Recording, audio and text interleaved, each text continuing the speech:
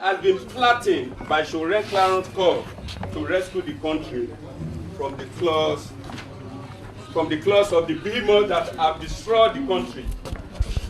If you don't go to politics, politics will come to you.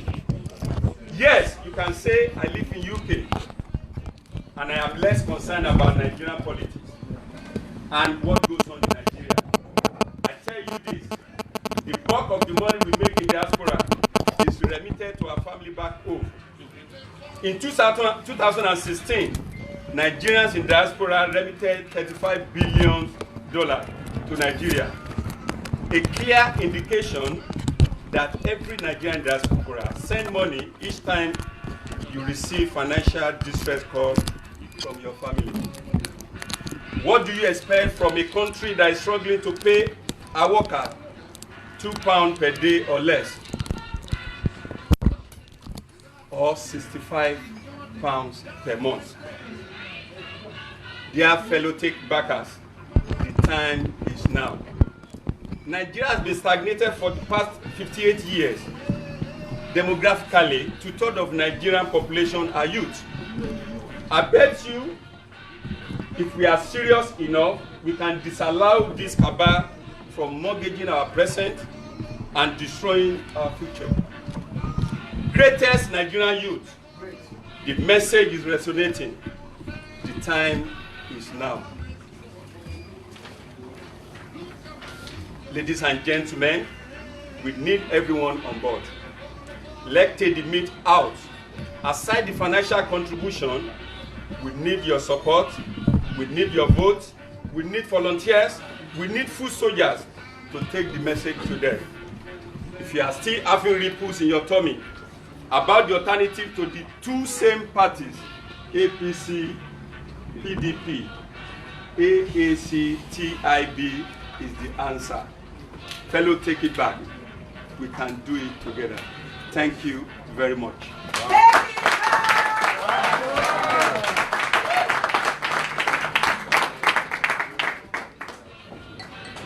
Take it back. Action. Take it back. Action. The speech by Comrade Wale, I would like to apologize for one thing. I did not introduce him properly. He is also the assistant legal advisor to the party for Southwest. So he's a national officer of AAC in Nigeria. So, and you can also see from what he has said, he's bringing out points from every corner, and to also buttress the aim of AAC in trying to make sure we have a better Nigeria.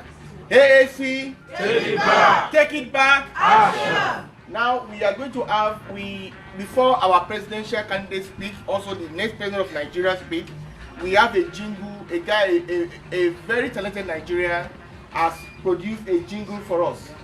This jingle will be used in our campaign, though we have so many jingles flying around on YouTube right now, but this man spent his time and is trying to make sure that this jingle goes all over the country in different languages in Nigeria.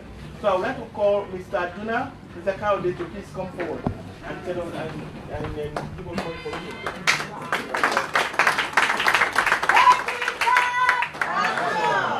Take it back! Action! The next president of Nigeria and every other protocol to be observed. Please pardon my my shades. Okay, you know, to take it back requires hardness, isn't it? Yeah, I'm not hard, so I'm trying to put some hardness on it. Is that okay? So, okay, do I look hard now? Yeah? All right. Take it back. All right. Now, this is how we're going to do it. I knew Omoyele Sowore first as activist back then. And today I'm meeting him. It's my greatest privilege to meet him as a politician. So putting that together, that sounds to me like a collectivist. Collectivist. And that's the attitude that I've put in this song. Okay, so if you want to join us, I have some young people here because this government is also for the future, for the young people. Please welcome with me P Square.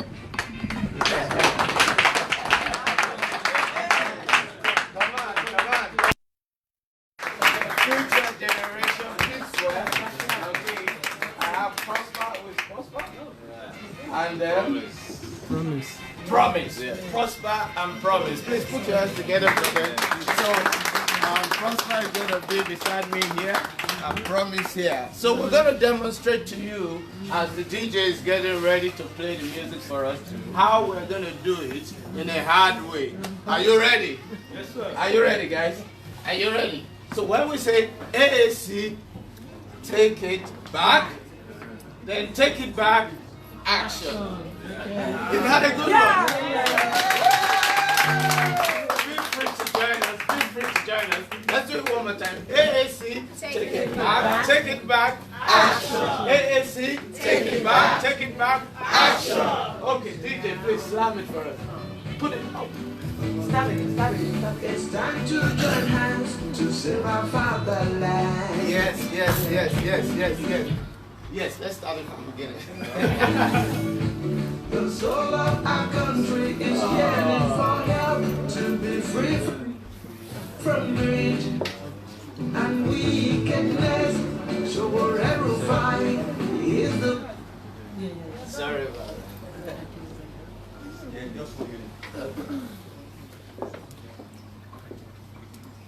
AAC, take it back, future is here, the future is now. Hey, it's time to join hands to save our fatherland. The soul of our country is yearning for help to be free from greed and wickedness. So wherever we find is the way out. We have New Nigeria.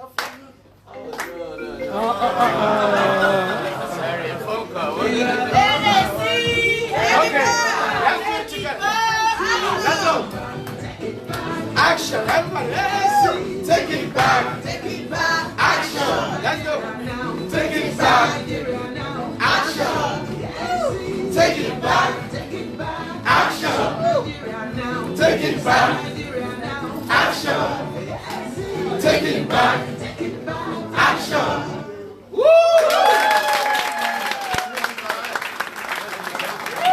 AAC, take it back, action. AAC, take it back, action.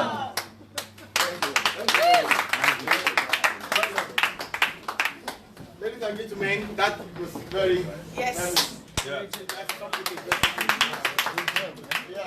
Now we are going to go to the main event of today, which is the speech by Comrade Omoyele Sowore himself.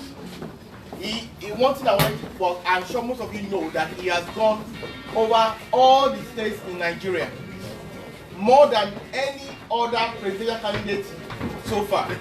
Even if you total all their movements together, it has not equaled Sowore's campaign. He has gone to almost every country that we have Nigerians residents, talking to them and mobilizing them. This man, I don't know the kind of energy he's got, but I wish I have that kind of energy. He is a dynamite. So what is dynamite? Thank you. He said dynamite. That's good. That's good. So I know he's going to give us a very nice speech today, and he's going to welcome your questions. So if you have any question, I would like you to start writing it down now, because somebody is going to go around to collect your questions. He will collate them together and then answer them. Because from experience, we know that the question and answer session normally runs into a long time. And then we know we are here for mainly for fundraising. So I would like to welcome our next president of Nigeria, Comrade Omoyele Sowore.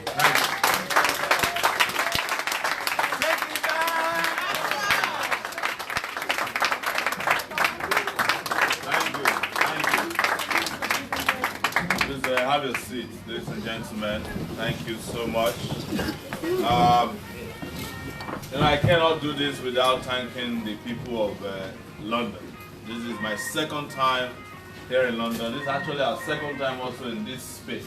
Yes. And the last time we were in London, so many people were in doubt of our ability to stay the course. to start defining a little different political process and trajectory for Nigeria. A lot of people did not believe that some 8 months into the game that would become the most talked about political movement in Nigeria. And now, 2 months after we started our own political party, we are becoming the most talked about, the most dreaded political party in Nigeria. Because why?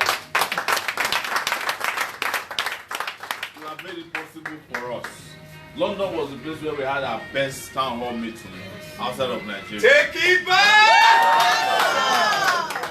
And in coming back here, we are merely reuniting with the spirit of liberation that also drove the independence struggle for Nigeria in 1960.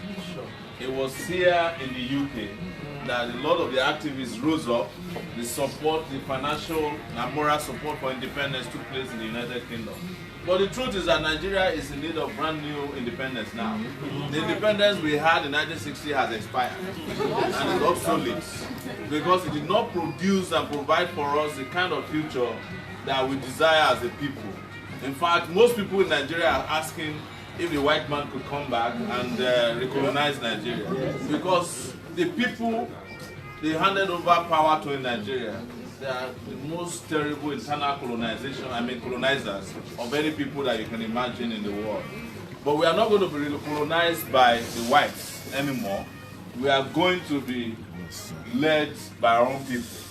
We are going to be led by people of conscience, people with energy, people with capacity, people with capability, people with integrity, and people who have stamina. Because it's very important that we have stamina, ladies and gentlemen. If you have watched today, there are leaders all over the place in France. About 79 presidents are in France. If you look at TV, you can't find our president there. I said maybe he forgot to wake up. You know. So, because really, can we honestly and truthfully say today that we have leaders in Nigeria? The answer is no. The answer is no. But if we made a mistake up till now, we have a duty to turn the corner now. We have a duty not to make the same mistake that puts Nigeria in the condition that it has been in the last 58 years. By next year, we must change that trajectory. It's not only compulsory, it is a must. See, before, a lot of us were saying that maybe election alone will do it for us. But now, we are preaching a message of a revolution in the country. That Nigeria needs a revolution. So whichever one comes first, if it's the election, too good. If it's a revolution, fantastic. But we cannot continue like this. And sometimes people are worried about my tone. They said maybe it's a little bit aggressive. I like it like that. And sometimes they said it scares some people. I said some people need to be scared. For too long they are taking us for granted. You know, and sometimes they say I'm angry, and I said if you are not angry with the situation of Nigeria, then something is wrong with you. You know, they are lucky that we are just merely angry. In other countries that face the kind of assaults that we have faced, the kind of insults upon injury, as they call it in Nigeria, on our sensibilities, on our persons, on our integrity, on our dignity as a people. Other countries will not be responding the way we are responding. They'll be responding in far wider and even more grievous ways than you are seeing now. But we have a chance to respond in a very civilized way because we have seen how the rest of the world is working. We have been able to understand and learn that we can make our countries work, or we can make our country work. When I use the word countries, it is because AAC is not only about liberating Nigeria, it's about liberating the continent of Africa. Take it back. Action. The continent is badly in need of the leadership of Nigeria so that the African continent can become a respectable place to live once again. It can become a place that is not just for people who are looking for raw materials, but people who are having respectable entry and exit out of the place on the terms of Africans themselves. Because I've been a teacher as well, apart from being an activist. I hate to use the word politician because being a politician in Nigeria means like a thief. Or a very deceptive person. When you have a conversation with somebody and they say, oh, you are playing politics, you know what it means. I don't want to be referred to as someone who is playing politics. So as a teacher, I have learned and taught people about what is wrong with the continent of Africa. And I have understood why Africa is the way it is. And come to one single conclusion, that Africa is in the condition it is today because of the people of Africa. The way they accepted to be treated, the way they accepted to be governed, and the kind of leaders that they allow to govern them from time to time. Otherwise, ladies and gentlemen, how can Nigeria of beautiful, brilliant, courageous people like you be governed by dumb people for 58 years? And you will still get in the plane and go back. And these people will govern you and you come back and you continue to allow them to govern you. You call home, your people are complaining, and you ask them, what is wrong with us? Why is it that we cannot all unite and rise up one day and say, look, enough of this nonsense. Enough is enough. How can in 2018 and 2019, the two options that are staring us in the face is between a man who has been declared lifeless and the other one who has admitted that he's a thief. These are the two people. Not only are they lifeless and also thieves, which I called them and I told them, I've said anywhere because I have my evidence to show for it, but that there are also people whose only credential is that they have been tested and they have failed the people of Nigeria. These are two tested hands who have failed categorically and woefully. If they were to be students, they would have been expelled from school for a long time ago. If they were business people, their businesses would have failed. In fact, they are business people whose businesses have failed. One used to rear cows and they never multiplied more than 150. The other one claimed he has a business. Just 3 days ago, he realized that he has to increase their salary.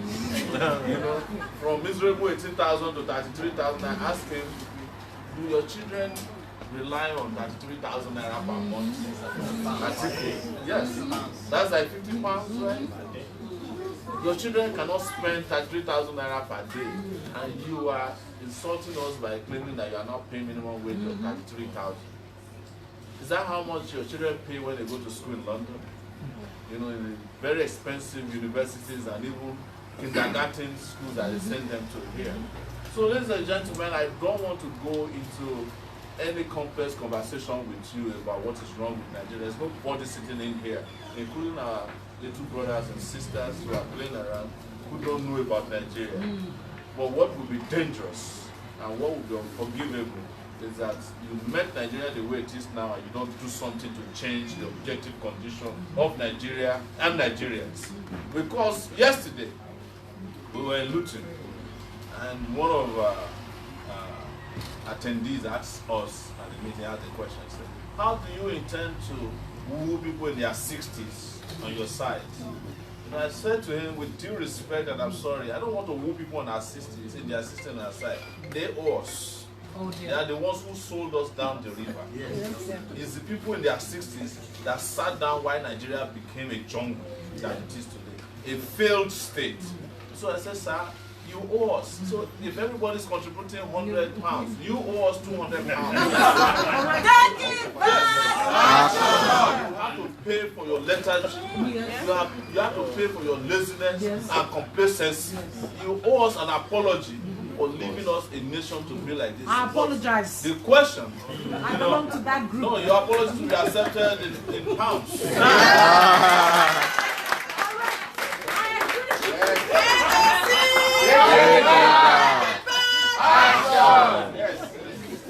Start by donating apologetically. So, what is there is that the question is, we must not leave this place allowing our children to ask us the same question when we turn 60 or when we're in our 50s. Already we are not young. Don't let anybody deceive you that a 47-year-old guy is young. I'm 47. And a lot of you are probably around my age range. You know that we are not young. You know, in the next 3 years, our life will change around, you know. We'll spend more time consulting with doctors, you know, than really spending time on social circuits. Because that's the reality of life. So, but within the next 3 years, starting from next year in particular, we can actually start to have a country that we can all be going back to. I know, like most of you, that even though it is nice out here in the UK, we are tired of staying out here. Yes. If everybody is to take a poll today and say who wants to go back to a better Nigeria, half of this place will leave. Yes. But the irony and the paradox is that if you go to Nigeria and say who wants to leave Nigeria, 70% of Nigerians will leave Nigeria.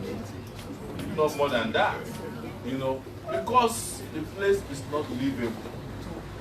And people who created the Nigeria of misery, they enjoy Nigeria the way it is. So all those questions you ask them, when you see them and say, sir, but you have been to London, you see how the underground is working, they're not looking at you like you are crazy. What is their problem with underground?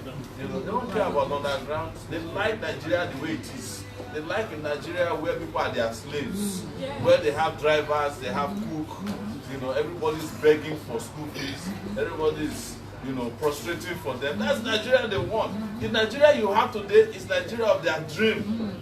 This is the Nigeria they dreamt of. So when you are challenging them, that you want them to abandon the Nigeria of their dream, you are just wasting your time. The only way you can change their mindset is for all of us seated here today to bond together and say that we are not returning back to the condition in which we found ourselves the last 58 years. And I'm standing in front of you having challenged the same systems. Out of my 47 years on earth, I've done it for almost 30 years. I've done it exactly 29 years. Those of our colleagues who read the beautiful speech you heard here were students at the University of Lagos. What was our challenge? Military rule. And everybody was afraid of the military. They had ammo tanks in front of our university, but we fought them for 10 years and they left in 1999. You know, after they left, they brought civilians. We thought the civilians were good people, but these guys were morons, crazy people, wicked people, thieves, and they have looted Nigeria. There's nothing almost left. I am not joking about it when I tell you that Nigeria is a failed state. It's failed in every ramification. It's failed in providing education to its youth. It has failed in providing infrastructure to its people. It has failed in providing housing. It has failed in feeding the butchering population of the country. It has failed in providing jobs for a huge number of young people in the country. It has failed in providing health. It has failed in agriculture. It has failed politically. It has failed socially. It has failed culturally. Nigeria has failed in every imaginable way you can imagine for a country like Nigeria. But guess what?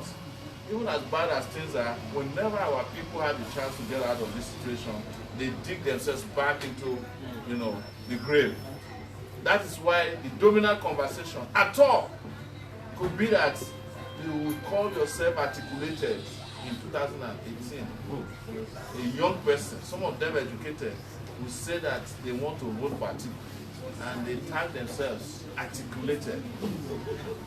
Or some people will say that the only way Nigeria can make it is to vote for a Buhari who has confessed that he's not even capable of running his house.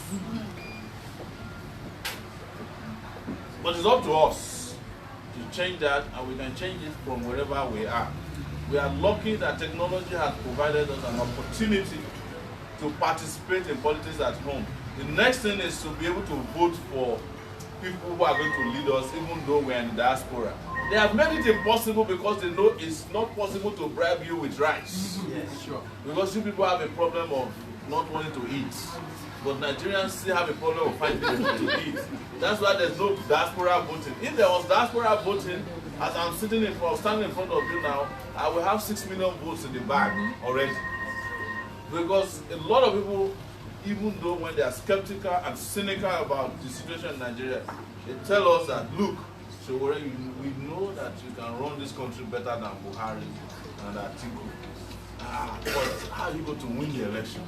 Do you know how to rig? Do you have the army to help you carry ballot papers? Do you have assassinators who can assassinate for you? They ask all these egregious questions of us, and you can't blame them. It is because that's the only way they understand that politics is done. But we have come to realize that we don't need to assassinate anybody. The only people that need to be assassinated are people who are going to assassinate themselves. When the election is approaching or after the election, when they discover that Nigeria has moved past them. So they may have to, but we are not engaging in any bloodshed. We are bringing in ideas so that our country's political system can be governed by ideas instead of being governed by cash. So that people can accept to vote for the future instead of voting for 5,000 naira, which when you divide by 4 years, you don't get up to a naira per day left. In fact, those who collected bribes in Ekiti and Osho State, we met them. They come to us and they said the money is finished. We said, but you should have known better. But the people you voted for are not yet done with you. They are not finished with you yet. And they won't be done with you until they finish all of you. Because you should know that in the first place, if somebody gave you 5,000 naira to vote for them, it is not his money. It's your money that they stole that they are returning part of to you, crumbs.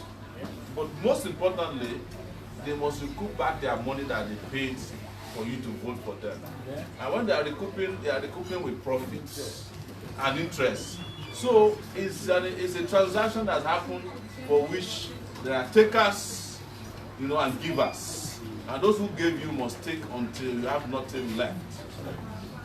So ladies and gentlemen, I could stand here and tell you how things are bad at home. But the only thing to tell you now is how we would fix Nigeria. And how it is so easy and possible to fix Nigeria.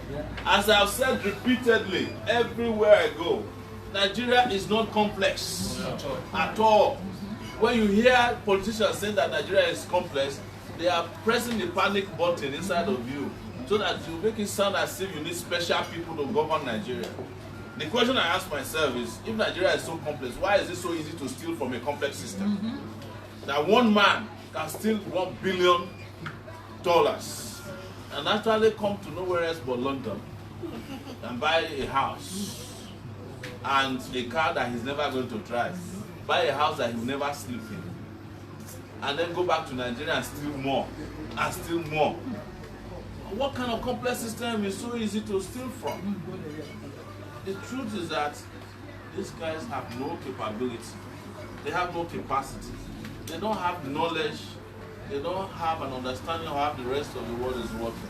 They live in the analog era, and we need to move to the digital era. And we need people who are forward thinkers, people who have ideas, people who have exposure, people who also have education, as small as it is. Sometimes it's not a bad idea to have a West African school certificate if you want to be president of Nigeria, because that's the minimum requirement. If you find somebody at the age of 76 who cannot find his certificate, then we have a problem. Right? These are the kind of deceptive leadership that has been governing the place. And it is not also untrue that they are old people.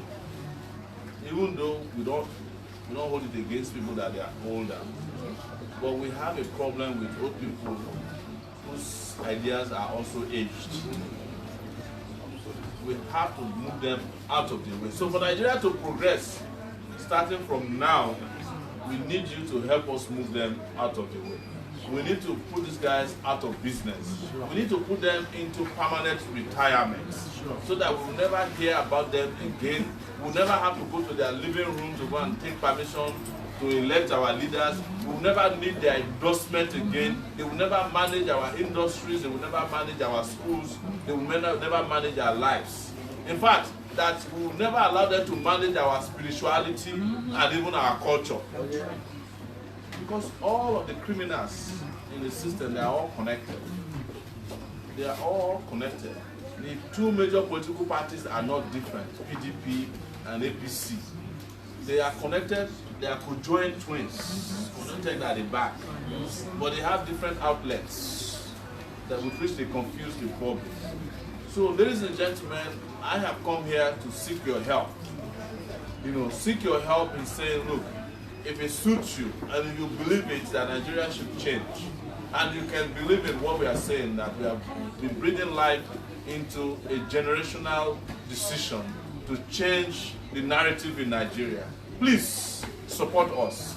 Support us with whatever you can afford. Money, if you have a vehicle, you have a house, if you have t-shirts, you have hats, you have even what they call,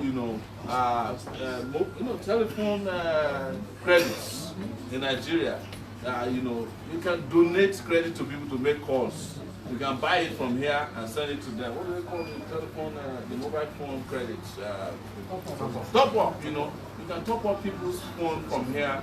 We have people who are volunteering all over the place to help us. Young people. This is perhaps the only hope they have for Nigeria to change, and change now. If anybody is telling you that this is not our time, the person has got a problem.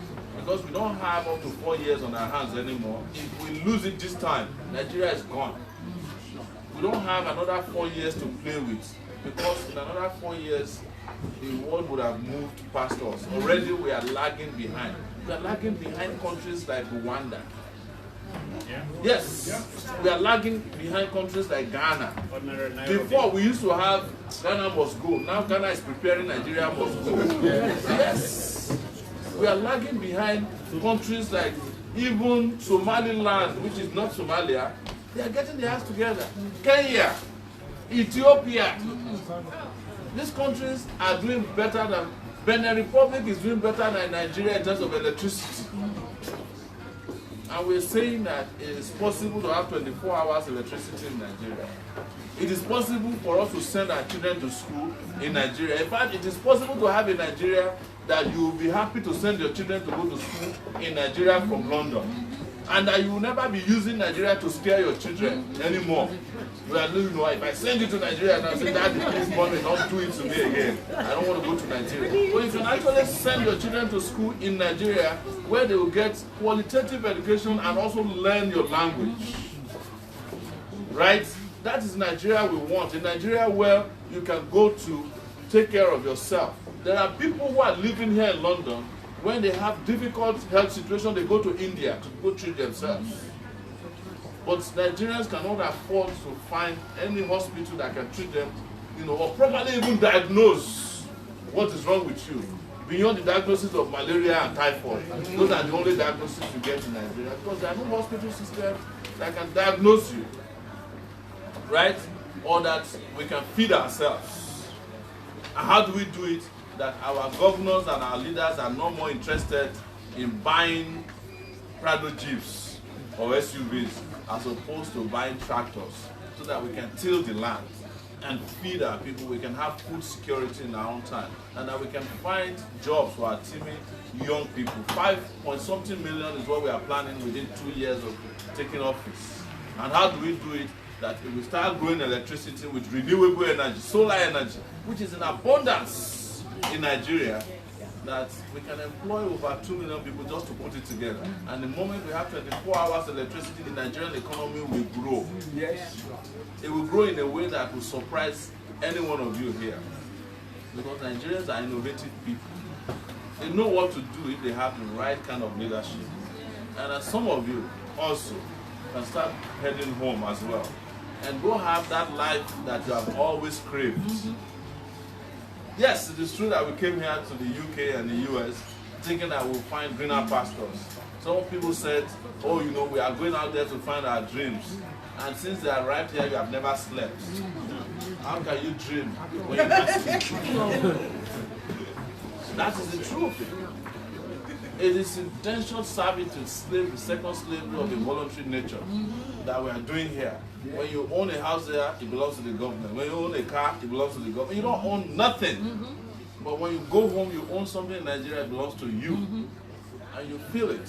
We had a brother yesterday who was with us in Manchester. He had a back pain.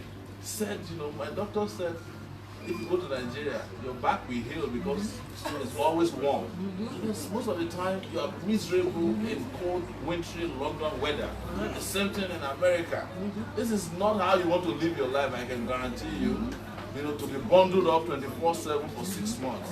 You know, and don't let me go into the psychological part of it, because most of the time we are all depressed here. Anyways, we're not happy. So home is a place we can be happy about.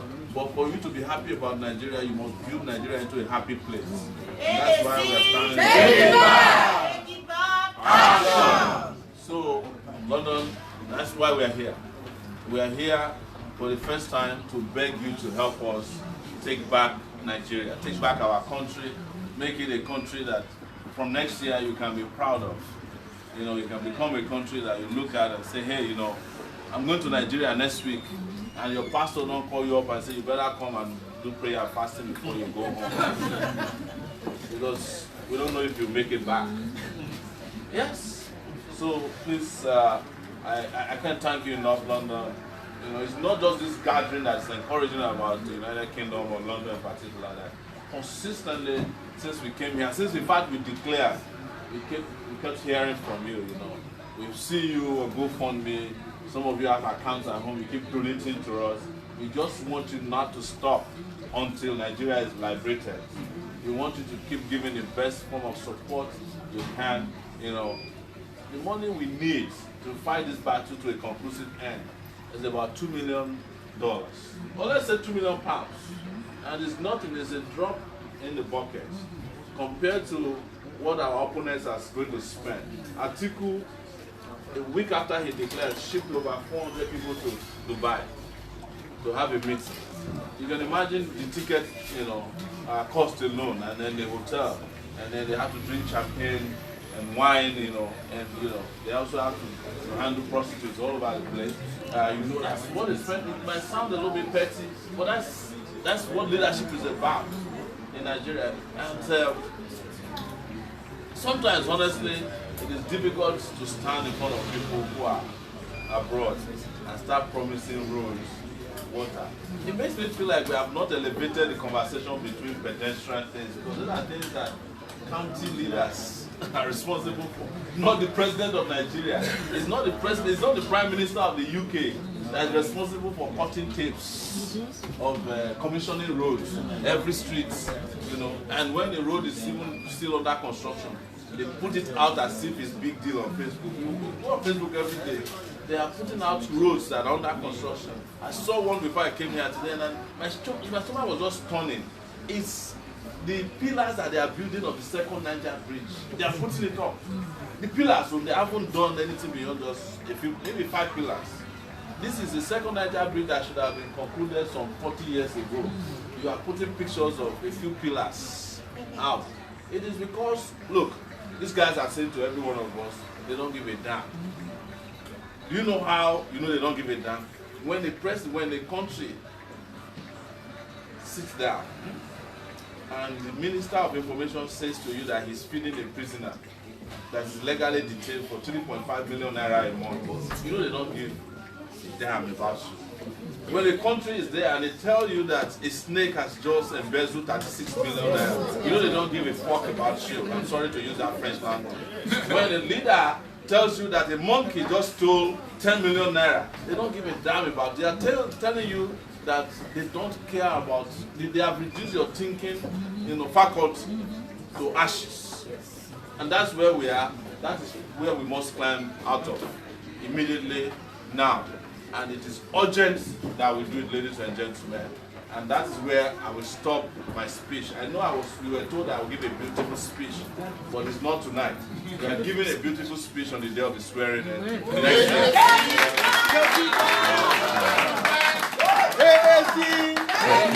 Take it back. Action. I told you he's going to give us well, to me, it's a very beautiful speech he has just given us now. Because he has actually opened up our minds to actually understand some issues that, you know, sometimes there's a way in Nigeria when you listen to the press, and the print media or the, you know, the TV or the radio, there's a narrative that they portray there. if you listen to, if you watch NTA News, everything about engine is about one commissioning of one road, commissioning of that, or the speech by on a particular and seminar speeches by ministers and everything. But by the time you go out, you don't see no development. And he mentioned something, he said it is very primitive at this stage of Nigeria to be talking about road construction in Nigeria when we are here as residents of this country. We see how responsible governments are, how they are responsible, how you can write a petition to your councillor, and they will rise up quickly and say, oh, somebody's writing a petition. But over there in Nigeria, they don't care. Whatever you say, they don't even care. Whatever you say. And but now I can see that many of us have written questions, and I would like to give him time to go through them. But while he's going through them, I would like to call on the DG for AAC in Oyo State to tell us about the challenges. Okay, you would like to, okay. Yeah, okay, Oyo State governorship candidate to tell us the challenges in Oyo State and how he's ready to take it back in Oyo State. AAC, take it back, action. What a wonderful we have to speak on the state of affairs in my state, Oyo State. I'm not sure if there's anyone from Oyo State in the room. Sir? Yeah, thank you very much. And I'm not sure when last you were in Oyo State. If we were to talk about Oyo State, we'll be here all night.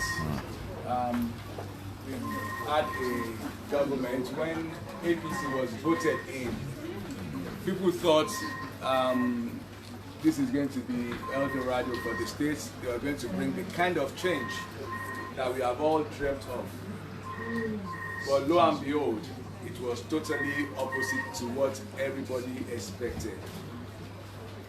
Over the last 20 years, if you were to even take it from there, you see that Oyo State has regressed. Things are no longer what it used to be. I'm a product of a public school.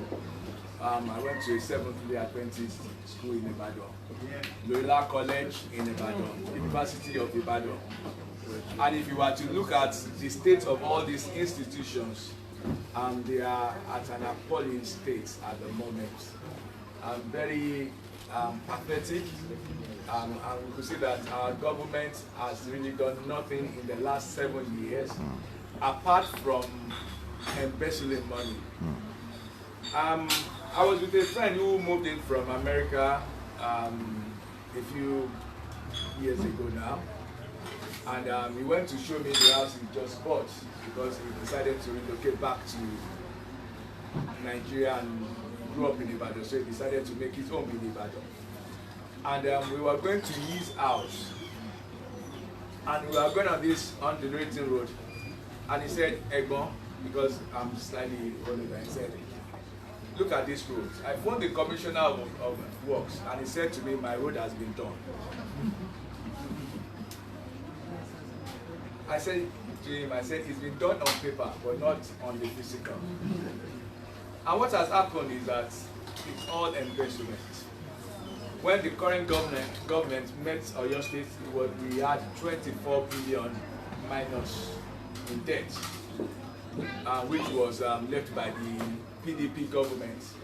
Now today, Oyo State is minus 180 something billion in debt, and there are no developments to show for it.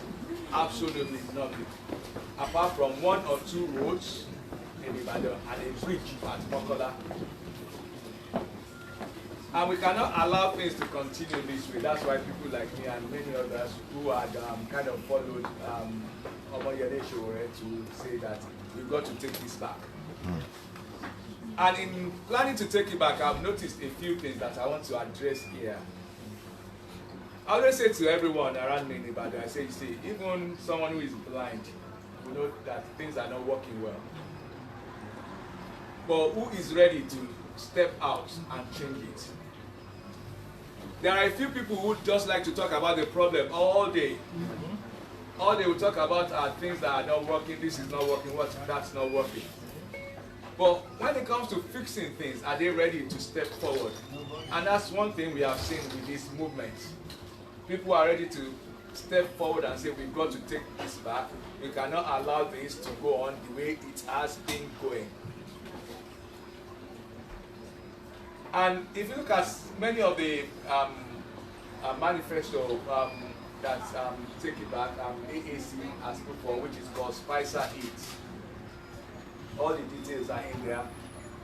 What we've done is that for your state, we've looked at the ones that are extremely relevant to the state of our affairs in Oyo State, and because we can't do everything, the president will have to push a lot of things around the country.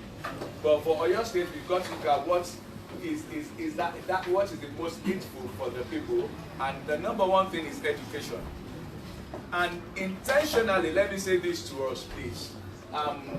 They are intentionally destroying the education system in Nigeria. It's an intentional thing. Don't think, oh, there is no money for education. About 5 years ago, I sat with a friend, and he told me that year that as of that time, over $35 billion had been shipped out through CBN for education. Imagine if we were spending that money in Nigeria. And that's just the one that is through CBN, and that was not for the whole year. Over 35 billion. And that was over 5 years ago.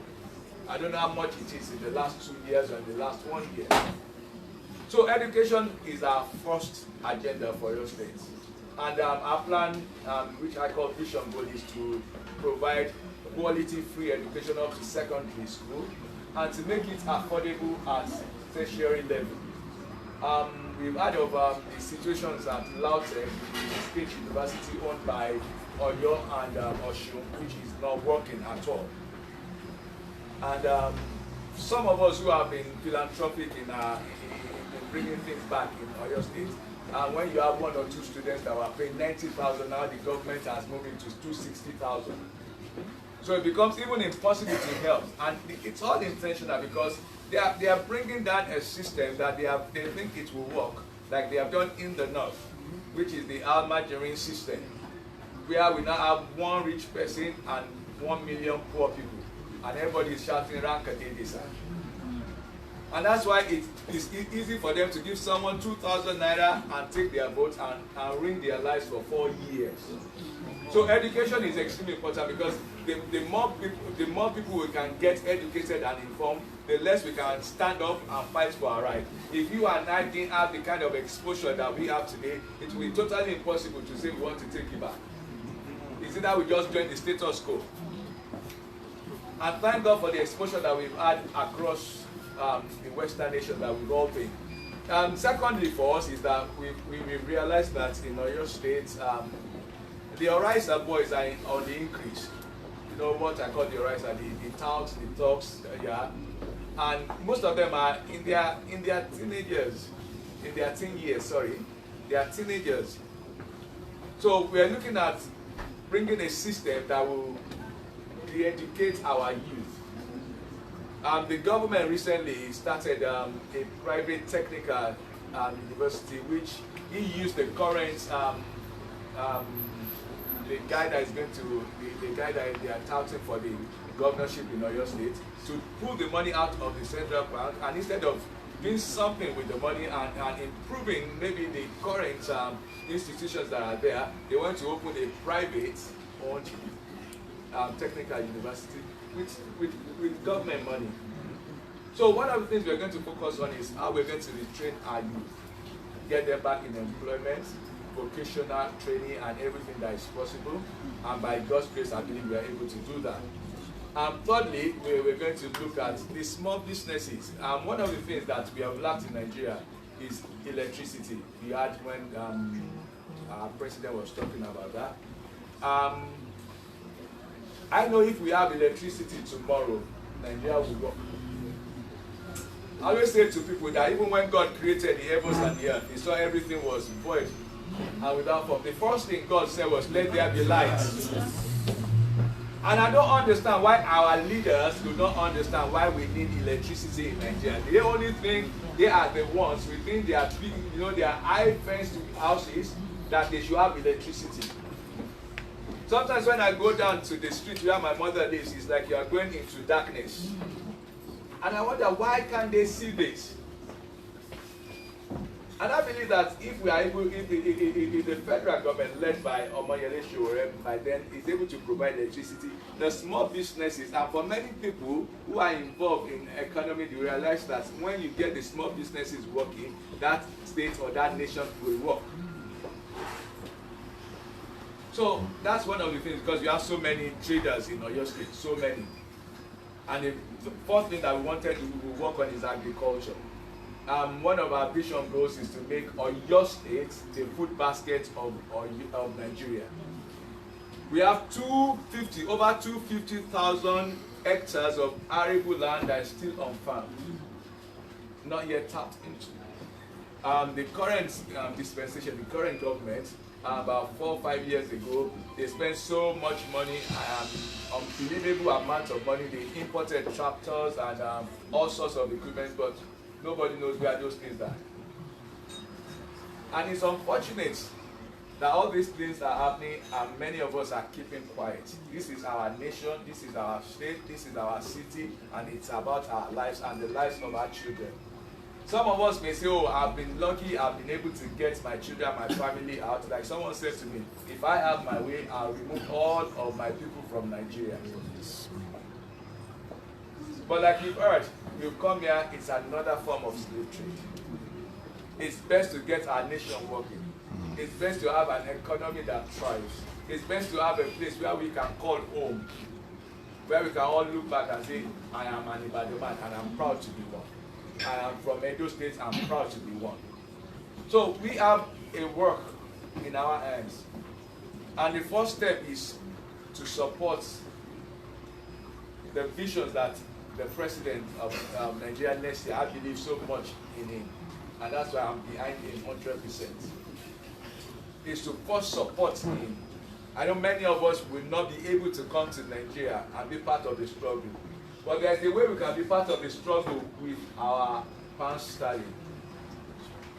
We can support. What I will ask everyone to do, for those who believe in this dream, those who want to see the Nigeria of their dreams, those who want to see maybe not even their children, maybe their nieces' children or their cousins' children grow in an environment where there is safety and where there is progress, is do something for us here. Not just give today, but give continuously for the time till this election process is over. Not just the one-off, because the one-off is good, please. We are asking for that. We believe you are able to do that. But you see, what I'm asking is for you to do a bit more than just one-off giving, to give continuously for the period of the election and support the bid to bring a new Nigeria. Let me say this to us, please, and I hope you understand this. If we don't have the right people and the right person as the president of Nigeria, Nigeria is doomed. Buhari can't do anything. In 2003, I was opportune to go to Abuja after a very long time, because the first time I went to Abuja was 1989, and then I went in 2003. And I made a call to my wife, and I said, if one doesn't have God, you think you are dead, that you are failed, because I happen to know someone that was very close to Atiku. And I saw what they were talking about, how they were looting Nigerian funds. And these guys have been out of power for so long. Imagine if they come back. They are going to come back with a vengeance. They are going to steal Nigeria dry. So, now, you see, Buhari is not the answer. When people say, oh, Buhari is the only one that can lead Nigeria out of the problem, and I look at it and say, wow, you must be stupid. What about you? Can't you do it?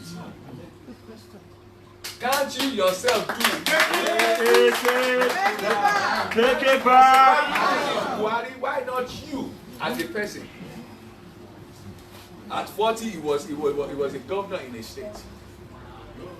Why not you? And this is the man that has spent how many years? When you are ready, my president, please tell me, because I can go on and on. This is the man that has spent more than half of the time in hospitals all over. UK here. So why is it him that can save Nigeria? But definitely I'll tell you that Atiku is not the one. The only option that we have to drive Nigeria forward is Omoyele Sowore. Take it back. The matter. Someone asked me, but he doesn't have experience. I said, what? The ones that you claim that have experience, what have they brought? What have they given us? Experience. What have they given us? They have messed things up further. So let's have someone. Yes, let's have someone. Yes, I agree. Let's have someone who doesn't have it. At least they will do something better than those who have experience and they have messed us up and they have failed us and they have ruined the lives of our children. So my appeal to everyone listening to me and to everyone here: one, not just the one-off giving, please. The continuous giving. Two, we all have families at home. You all have people that maybe they are on your payroll. That's right. And let me say this to you: the person that feeds you controls your destiny. That's right. So talk to them that your PVC, this is the person I want you to vote for. Please, let's do this. We've got to be intentional about this change. We've got to be intentional about our support for this. So let's tell them, please make sure this is the person I want you to vote for. Yeah. Because this is the reason why I'm continuing to support you. And as we do this, before we know it, I can tell you, the Nigeria of our dreams will surely show up before us. Thank you very much. Take it back. Action. Ladies and gentlemen, before I give the Lagos State gubernatorial candidate a chance to talk, I've just been told now that in Edo State, we are organizing a 1 million man march. It's going to be organized by one of the members of the 100 group, Comrade Singh.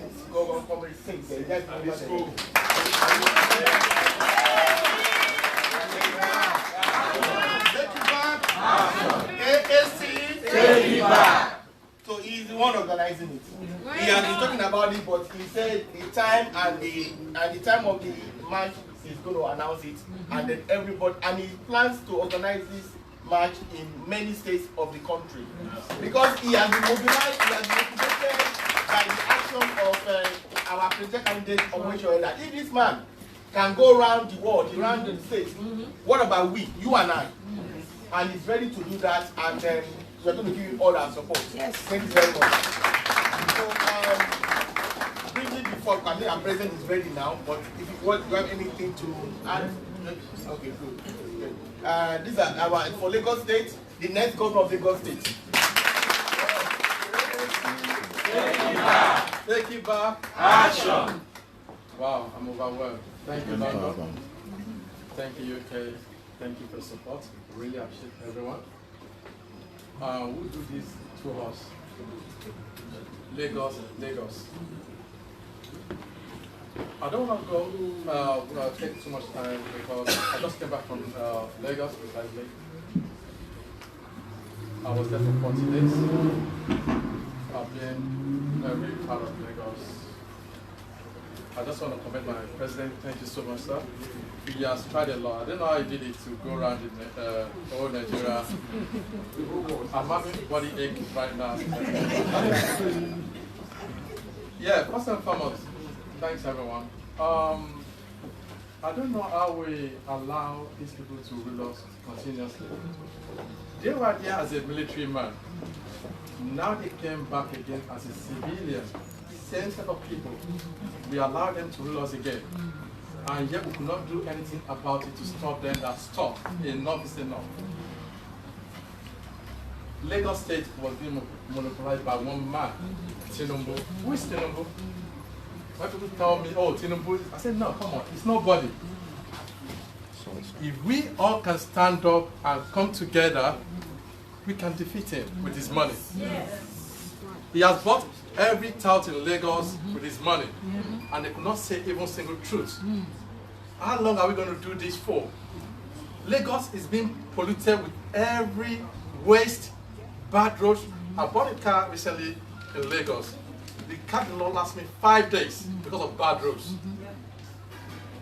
No train station, no good train, no housing, no good school, and yet we still want to vote these people. He has been in power for 19 years. He didn't do nothing. We are only requesting for 4 years to transform Lagos, and we're saying Lagos is is next to London. Is a lie. Lagos will not stand Dagenham and Dagenham alone. We know all that. Talking of Tower and Hamlet, we know all these things. So how long are we going to stand on this fence and say, oh, it's none of our business? We don't care.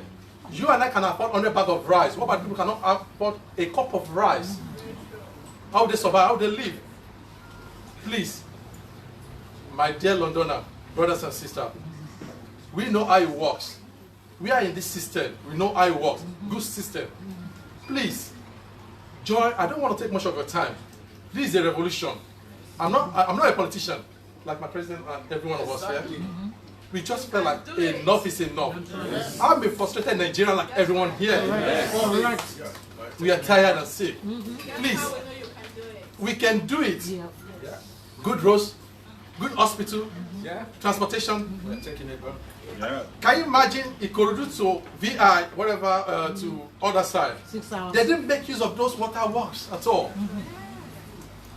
They can make use of transportation. Waterworks, yeah, sure. Okay. And the road traffic alone is killing in Lagos. In London, I can go everywhere I can go 10 places in London within 6 hours. You and I know that. Far and near of a retro, whatever, to cross and order. But in Lagos, believe me, you can't go 2 places in Lagos. In Lagos alone, you can't go 2 places. It's not possible. You'll be locked down in traffic. And then, please, Lagosian, believe in this mandate. We can do it. We will set you free. Come 2019. Please, everybody rise and join this movement. We are of intellectual, vibrant mind, and God so good, our ideology align with Omoyele Sowore. The grass stood for the trees. So why can't we join in? Please, wherever you have little, small, support us, please. We appreciate it. We can take it back from them. Believe me, if money could let Jonathan down in 2015, how much more now? Who is Buhari? The man that could not even look after his own house and really runs anyhow he wants. He doesn't even least care about our lives. And look at the people around him. Tinubu of all people, Amechi of all people, Okorocha, paying £400 to for his son-in-law to have a gubernatorial whatever. It's so sad. If somebody could spend that much, tell me how much what he's going to do in the office. Please, I don't have Godfather. I'm saying openly, I don't have anybody, I have God. But please, we can deliver Nigeria as a whole. Thank you, everyone. We appreciate your support.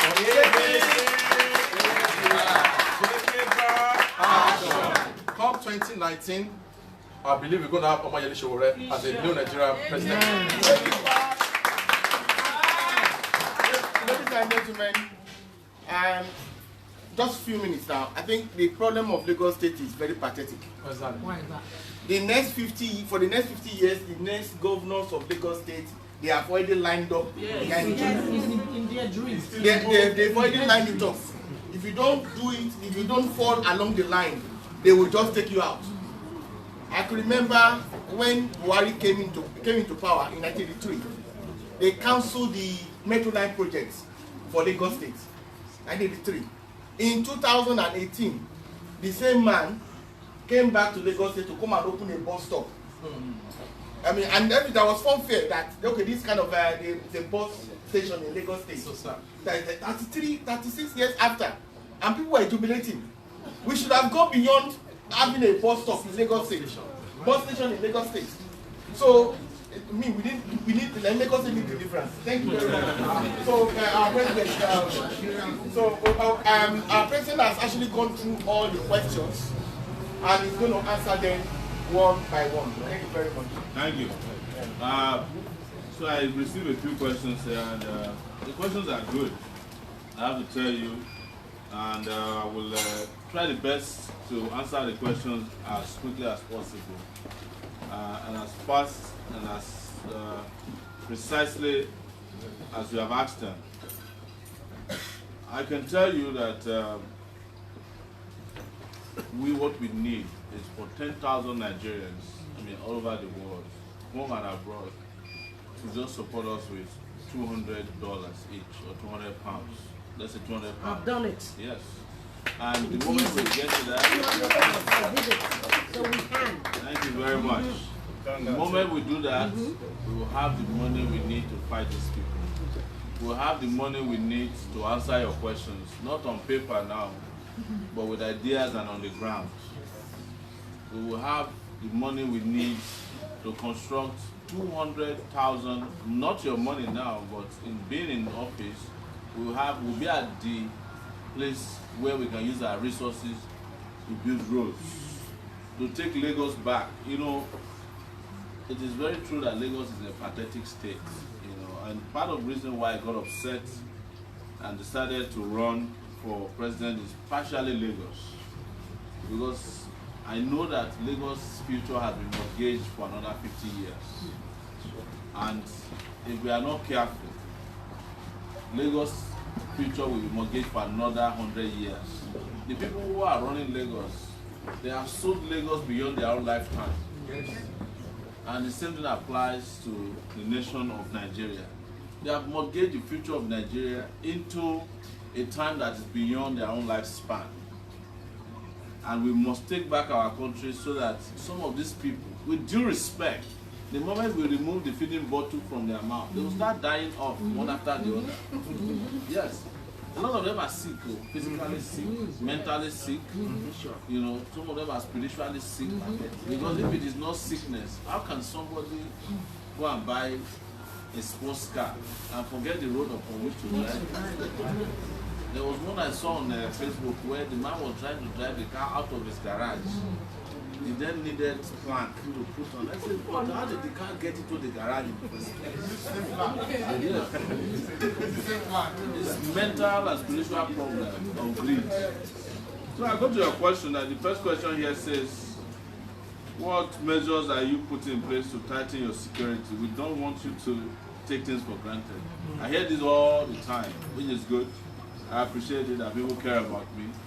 What I'll say, and my response is that I won't discuss security issues in public. Whatever I can do to tighten my security, we are doing it. We can improve upon it if you support us very much. But this is not the security issue. Everybody in Nigeria is insecure. I say to people in Nigeria, when they come to me and say, are you not afraid of death? I say, are you people not dead already? Most of them are just waiting to be buried. They are dead, and people have been buried alive here anyway. Why are you afraid of death? The worst that can happen to any human being is to live under the condition under which you live in Nigeria. That is death. Other countries will judge people who live under $1 per day as people who are dead or on the verge of death. It's a state of emergency that we are living in. So, don't worry about security. We're doing our best to be secure. But the most important thing that can secure us is good conscience. And we have plenty of it at our disposal. Now I'll tell you something. If Nigerian police is protecting you, you are good at that. It's better sometimes to even have an armed robber that you can trust, or a kidnapper that you can trust. You see, there was a place we went to in Yaba, Surulere. We were held up. We had the guy who invited us is from the UK. He had 6 mobile policemen. Area boys held us up. Policemen were telling us, find them something now. We've gone. They had 6 AK-47 guns with them. They came to us and said, talk to them now. After we left the place, we discovered that the police and the area boys are working hand in hand. They were the ones who told them, they gave them a wink that it's time to hold us to ransom. I'm telling you. But they held us for 30 minutes. I told them, I'm not the one who stole Nigeria's money. You can hold me here. And I never gave a dime. You know, they say, which kind of president are you going to be? You are stingy. I said, no, I'm about to fix your future. You are holding the people you should hold to ransom. You are not holding them to ransom. Instead, they are, you know, they call the guy made some money available to them. They came to me, they kept coming to me in the car. You are the one we are holding. I said, you are not holding, you are holding your future. If you like, when you are tired, you let me go. And when they were tired, they let us go. But the point I'm making to you is that to have 6 policemen who are telling you that you should go and settle area boys. The area boys were not even carrying broken bottles. They were just like, they are not going anywhere. So sometimes, don't be relying too much on Nigerian security. You know. Many songs have been compiled for you towards your campaign. Any possibility these songs are put together and circulated around stores, markets, shopping centers? It's true, we are working on putting them on the CD, but we already put them on SoundCloud. So if you go to soundcloud.com/Sowore2019, you find we have over 15 songs now that we made for us for free. People are they are donating their talents, time, energy, and everything that they can give us. Yes, the one is already on MTN. It's the one that is the Kegate's one. Where is the DJ here? Maybe he could play some of those nice songs for us. How well coordinated is the effort at home in terms of readiness to spread the message once campaign starts? Efforts are being made. We have people who are already, even as we speak, doing grassroots campaigning. I don't know if some of you are following us last week. We went to Obafemi Awolowo University in Ile-Ife. The hall was jam-packed. We actually went also into Ile-Ife itself, and people were very happy to receive us because I saw one question about the Omoyele people who I heard is in town for Batala Day as well. How do we solve the corruption problem that has eaten deep into our INEC? From reliable source, they already know the next president is due to bribe giving to INEC. Let me tell you, the party that bribed the most in 2015 lost the election. I said to people, what is the job of INEC? INEC is here to win the election for the ruling party. We are here to make sure that we win the election for the people of Nigeria. Yes. And it is eternal vigilance that will make us win. It's not INEC. INEC cannot help us, but the moment they come on that day, you would tell your people to take a picture of the results. Make use of technology. We are planning to use drones. The moment they hear that we plan to use drones, they have now banned drones in Nigeria. But whether they like it or not, we'll figure out how to put drones in the airspace that day of the election. Nobody can stop us. Nobody can stop an idea whose time has come. Yeah. I am interested in, to understand your plan with Nigeria's economic relationship with China. This is a question about China. The import-export deficit costs us millions, most importantly negative. Industrialization, the failed textile industry, also the import of illegal and counterfeit products to Nigeria, e.g. drugs. How do you plan to give Nigeria a better economic leverage and protect market standards? Thank you so much, Evie, for this question. The question about China keeps coming up. And the question you ask yourself is that how did China become a world power? They decided a long time ago that enough is enough with their incompetent leaders. And they started growing their human resources. Today, when it was time for China to become communists, they were communists. When they could be socialists, they were socialists. When it was time for capitalism, they became capitalists. And they kept making products, even though their products started as fake products. But over time, because they kept making it, they have now been able to compete with even better countries around the world. China now has its own Chinese cars. China is about to come out with their mid-range jets very soon, right? Yes. So we are complaining about China because we are lazy. We have lazy leaders who are not innovative to turn our own population the same way China turned its own population into its own advantage. And that's what new leaders will do in Nigeria. We have 200 million people Out of the 200 million, over 70% of them are young people. That's about 140 something million people. My mathematics is still alright, so I didn't quite see that. What are, yes, 140 million people. If we put them to work the same way China did it during their own revolution, we would also have a Nigeria that is able to be having, they will be talking about Nigerian products too. Nigeria has got the whole of Africa to conquer. But because Nigeria cannot even govern itself, Nigeria cannot conquer Benin Republic. Yes. So by the time we get it right and we start producing, we get into the game of production, we will be able to compete with China. You can complain about China from now to eternity. Even if China leaves Nigeria alone, other countries will come and take over. Because there's a void to be filled in Nigeria. Like I said earlier, you go to Ghana. Ghana has one of the best airports in Africa to date. Senegal has the best airports in Nigeria. If you look at the internet 3 days ago, to cross the border from Rwanda to Congo, they have digital fingerprints to cross the border. Nigeria cannot boast of a kiosk at its border. In fact, you are talking about border. Go to the Nigerian airport, Mohammed International Airport. Those of us that just came on Virgin Atlantic 3 days ago, the pilot announced, this is not a joke, I was inside the plane. He said, I cannot power on the AC. Because when the plane is on the ground, he uses an external generator to power the air conditioning system. He said they only have one. And when we couldn't leave, he said, well, I've asked them to bring a second one so that I can power the engines of my plane. He said, but knowing Nigeria, this is what the pilot said, knowing Nigeria, this might take a while. Lo and behold, it took us an hour before we could depart. We were an hour late because they couldn't find a second generator to give to the jet, the pilot who was flying 4-engine jet, the A340. That is Nigeria for you. You are not even gone about, you haven't gone into the toilets at the airport. You haven't passed through at night trying to get on the plane. You are wondering, can't Nigeria afford bombs to put on the roof?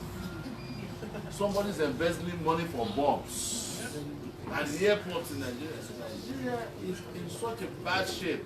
Let's stop complaining about China. The moment Nigeria gets it right, other countries around the world will respect Nigeria.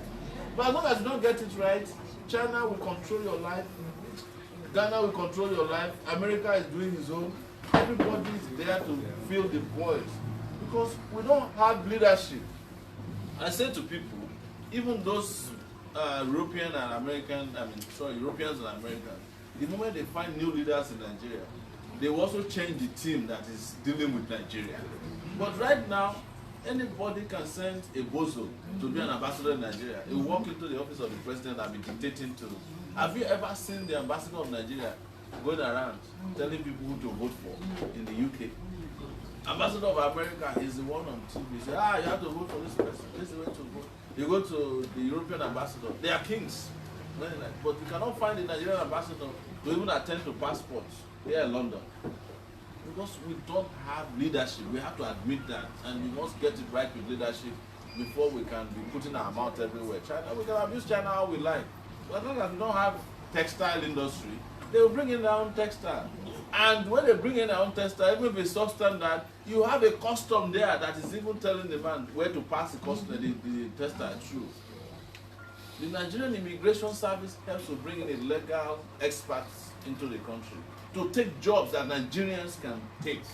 But you know the immigration policy of America and the UK, the only way they will take an external person is if they cannot find a local who can do the job in their own country. But there are people in Nigeria who are brought in to come and sweep the floor of companies. Yes, in Nigeria. Are you saying that you cannot find a Nigerian who knows how to sweep? This is completely nonsensical, but it's leadership. Leadership, leadership, leadership. How do you intend to reach the grassroots local people to convince them to your side? Again, this is a question we answered before. Local people are there for us, but we will not be able to get to every local person. That's where we need you. Apart from your funds that you can support us with, most of you are the social security departments of your families and your villages. They ask you to do borehole. Tell them, vote for my candidates. they ask you to sponsor wedding, give them a condition too. All these while we haven't been giving them conditions to send money. It is time to give them conditions. And I tell you, it works. Last time our problem was how to get people to have PVC. And Nigerians across the world started making PVC ownership as a condition for sending money. Now there are 12 million new voters. Yes, courtesy of your efforts. You should clap for yourself. So now that you have PVC, let them know, look, we have reached a point where we have to take very firm decisions. Tell anybody that if you vote for any of these guys that are destroying them, I'm not sending money to you anymore. Still in the country that you created. But if you want us to be friends, vote for the right candidate. You can use your influence. Yes. Call 5 people, 10 people. You can call the traditional ruler of your place. We went to Ondo State last week and we were surprised pleasantly in a place called Ikale to find all the traditional rulers in the kingdom. And everybody was asking us, how did we get all these traditional rulers? Because if we don't have money, they don't show up at events. It turns out that it's one of the sons of the traditional rulers who practically threatened his father. He said, look, if you don't bring all the traditional rulers together, you are the chairman of traditional rulers together. You are not hearing from me anymore. And this is my son is joke. A lot of the place was jam-packed. You know, jam-packed. The state government was calling they were calling the area that how the Sowore bring traditional rulers together because it costs a lot of money to even give them transportation. He was one guy called his father because most of the traditional rulers have their children living abroad, and the children are saying to them, look, this is how the countries are working. You are traditional ruler wearing agbada every day, going to Akure or going to Abuja. If the country is better, you don't need to go and beg for. You don't need to become beggars in your own country. And that is changing. I'm saying you can change the mindset of people at home. Just one of you can get 30 people to vote for the right candidate. Use that leverage as well. So someone is asking me, said, is it true that you didn't accord the order of people the respect he deserves? You know, this question is a question I've answered a million times. Respect is reciprocal. You know, and I'm not apologetic about it. I was invited by the order of people to come and visit his palace. I went there, spent 3 hours, I was not attended to. And I said to myself, if I was Atiku, I wouldn't have been treated like that. If I was Buhari, they wouldn't have treated me like that. And just to know that our traditional rulers are discriminatory in respect. When the Prince of Wales went to Nigeria the other day, they summoned all of them to come and meet him in Abuja. Yes, the one in Ghana waited in his palace. They went and met him. But our traditional rulers went and sat behind Charles. Prince Charles. And the man was having a good time. All our traditional rulers, they queued up behind him. But if it is Sowore, they are saying that you should go and prostrate for traditional rulers. Any traditional ruler that is looking for respect,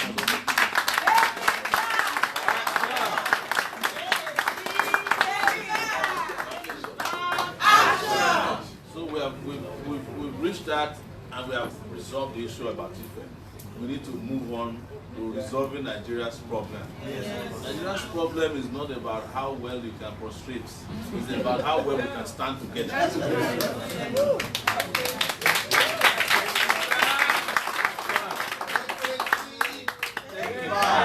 The second question is if presidential ambition fails, can you see Senate as an alternative? I don't see how a presidential ambition can fail. You know, and I've said Nigeria needs a president, not a senator at this time. So, and those people who feel like they are only able to become senators, they are welcome to our party to join. You can be a senator, you can be a local government councillor under our party. There's room for everybody. If you think your bandwidth and ambition is not beyond Senate, you are welcome to become a senator. Like somebody said, yeah, I think it was our governorship candidate from Osun State.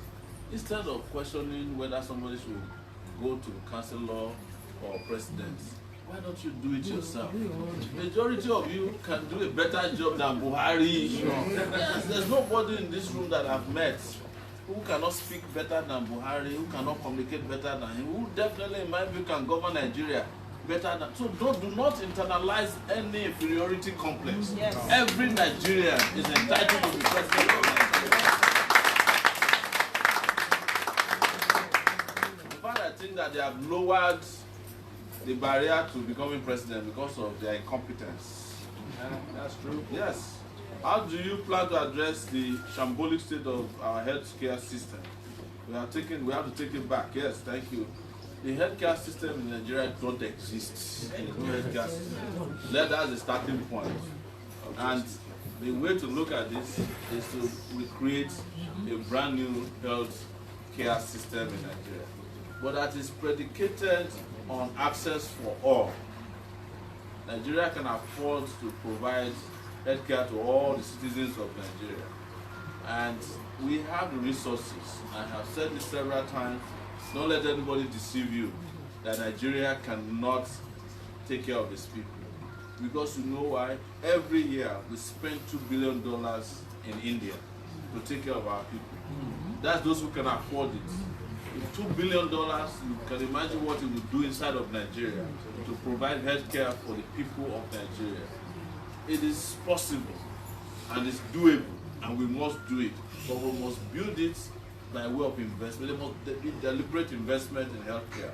What is the AAC going to do?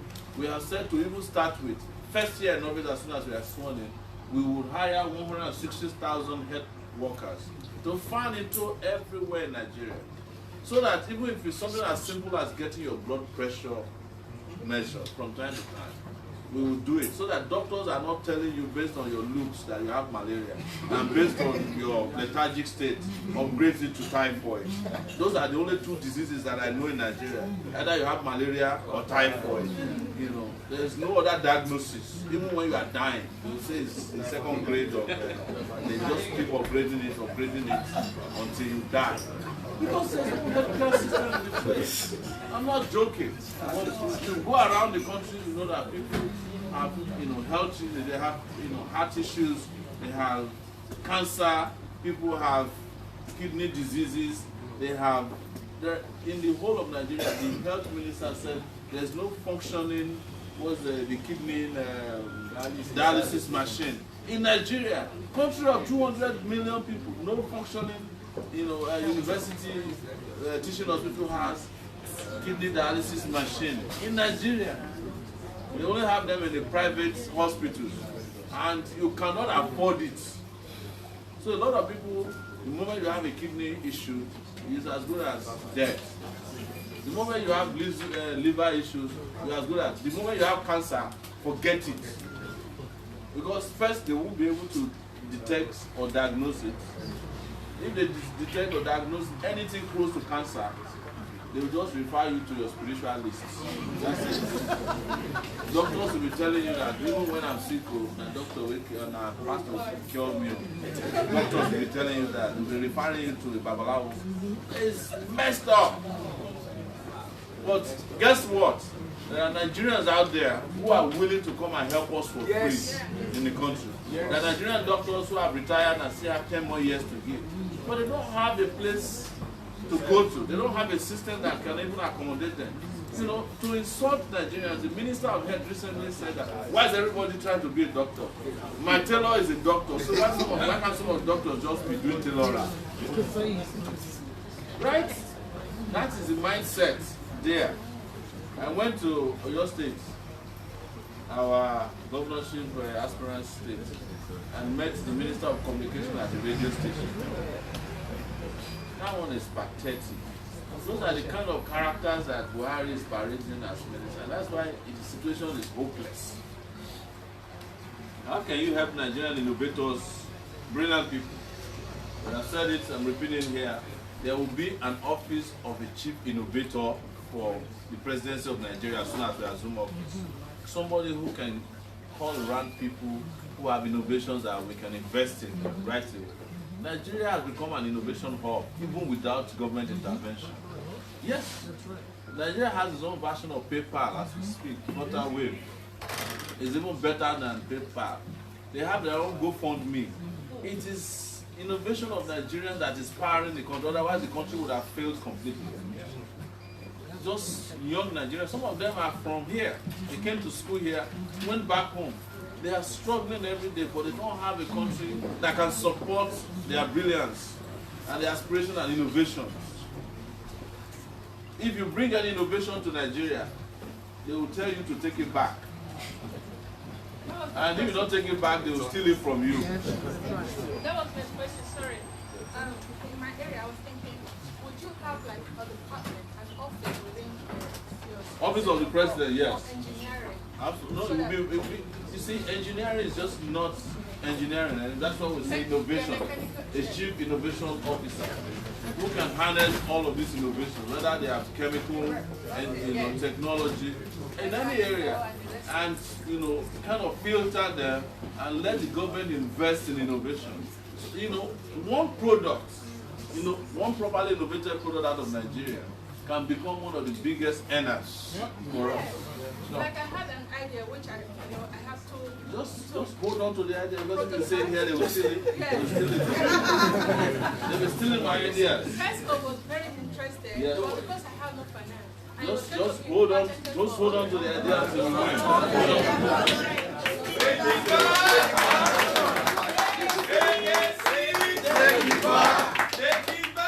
Action! The last three questions before we go into our fundraisers is from Deacon Agaho.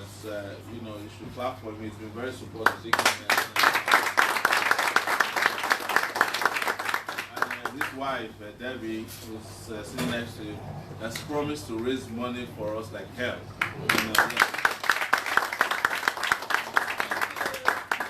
But Deacon has got a lot of questions for me. Deacon, some of your questions have to be take-home assignments. They're so long, They look like those questions we used to answer. But I will try and answer them, and because they're very, very, very important questions. What thoughts do you have regarding setting up states focused working groups in the diaspora, who in turn will cascade awareness by replicating this with family, friends, and others who can influence awareness locally? What Deacon is saying is that, apart from supporting us directly, some of you have states that you care about. You can also help us fund our state coordinators. Like Deacon has helped us recently to set up an office in Edo State, Benin City in particular. Contacting me, I found out that they made posters available from Okada all the way to Asaba. We have posters in Edo State. And we have to shout out to our people in Edo State. They have been so supportive. Yeah. And look at the work that they are starting. 1 million members. So, same group. Yeah, same group. Yeah. So Edo has been very, very, very, very supportive. In Edo State, they call me Shewere. But I love it. I'm just joking. You know how to pronounce it. But it is the kind of spirit that must be replicated everywhere. In Edo State, in Sokoto State, in Kwara State, in Kogi State. Yes, I mentioned Kwara because part of the reasons why I got involved in this is that I met Kwara in a pathetic state. Kwara is owned by one person, the whole state. But Kwara today is changing based on the interventions we had in Kwara. Take it back! We are breaking the stranglehold of the Sarakis over the people of Kwara. And we hope that the people of Kwara will not give up. The same way we hope that the people of Lagos will not give up. The same way we hope that the people of Oyo State will not give up. We need to break these guys, we need to break these states away from all these individual landlords who are holding the destinies of a lot of people at the state level to ransom. And the same thing should apply across Nigeria. You see, there's a cabal in the country that's holding the country to ransom. It's holding the progress of Nigeria to ransom. And our own solution to it is that we are not going to only sanitize Nigeria.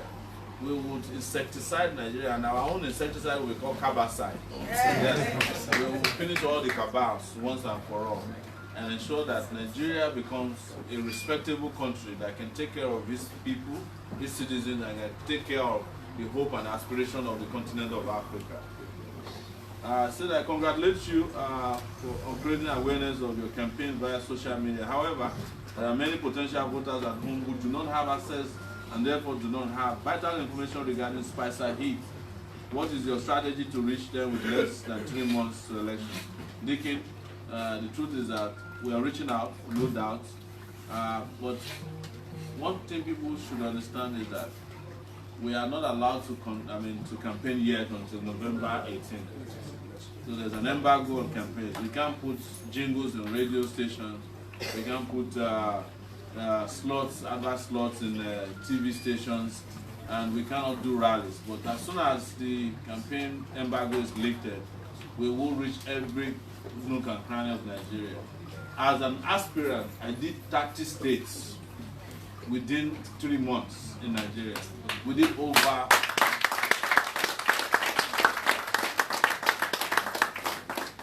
150 events. And outside of Nigeria, we've done over 30 events, including visiting almost 20-something states. I mean, if you are campaigning for the president of Nigeria, you end up in Australia, then you know that you are serious. You know, I just did Australia, 4 cities in Australia recently. I did Brisbane, Melbourne, Sydney, and Perth. You know, and I'll tell you, Nigerians all over the place, all over the world are pumped up. They're pumped up. In Australia alone, we raised 20,000 Australian dollars. Yeah. As soon as we go home, they kept sending us T-shirts, posters, and more money. You know, people are really buying into this dream. They are buying into our ideas and aspirations, and we can't just wait. We can't afford to fail. That's why for me and for a lot of us, and I'm sure for you, failure is not an option. It's not. You know, losing the election is not an option. And we understand that we can win this election. That's the reason why we are very tenacious in reaching out to you. You know, so many of us will never ask for help. We're afraid to even do so. We are too shy. But in this case, we will do everything to get the help we need so that you can see a different Nigeria that is possible during your lifetime. That is what is disturbing me here. You know, the simple things that you take for granted. Roads, you know, even sanitation, like ability to use a toilet in the ministry in Nigeria is not possible. It's not. You can't go to a federal ministry in Nigeria and use their toilets. You cannot go to any government-owned school and use their toilets. Yes, there are no public toilets in most places in Nigeria. Even the so-called Lagos, that they have invested billions in, there's nowhere in Lagos that you can proudly use a toilet if it's not a privately owned hotel or eatery. It's terrible. So we will, you know, we need you to be able to, you know, advertisement alone for 60 seconds in some stations as much as millions of naira. Do you know that since we started, we have not raised up to 100 million naira? But with the little we have raised, we have become the most popular political party in Nigeria today. INEC just came out today that out of 91 political parties, only 56 of them are able to participate in the election. Out of the 23 newly registered political parties, we are the only one. We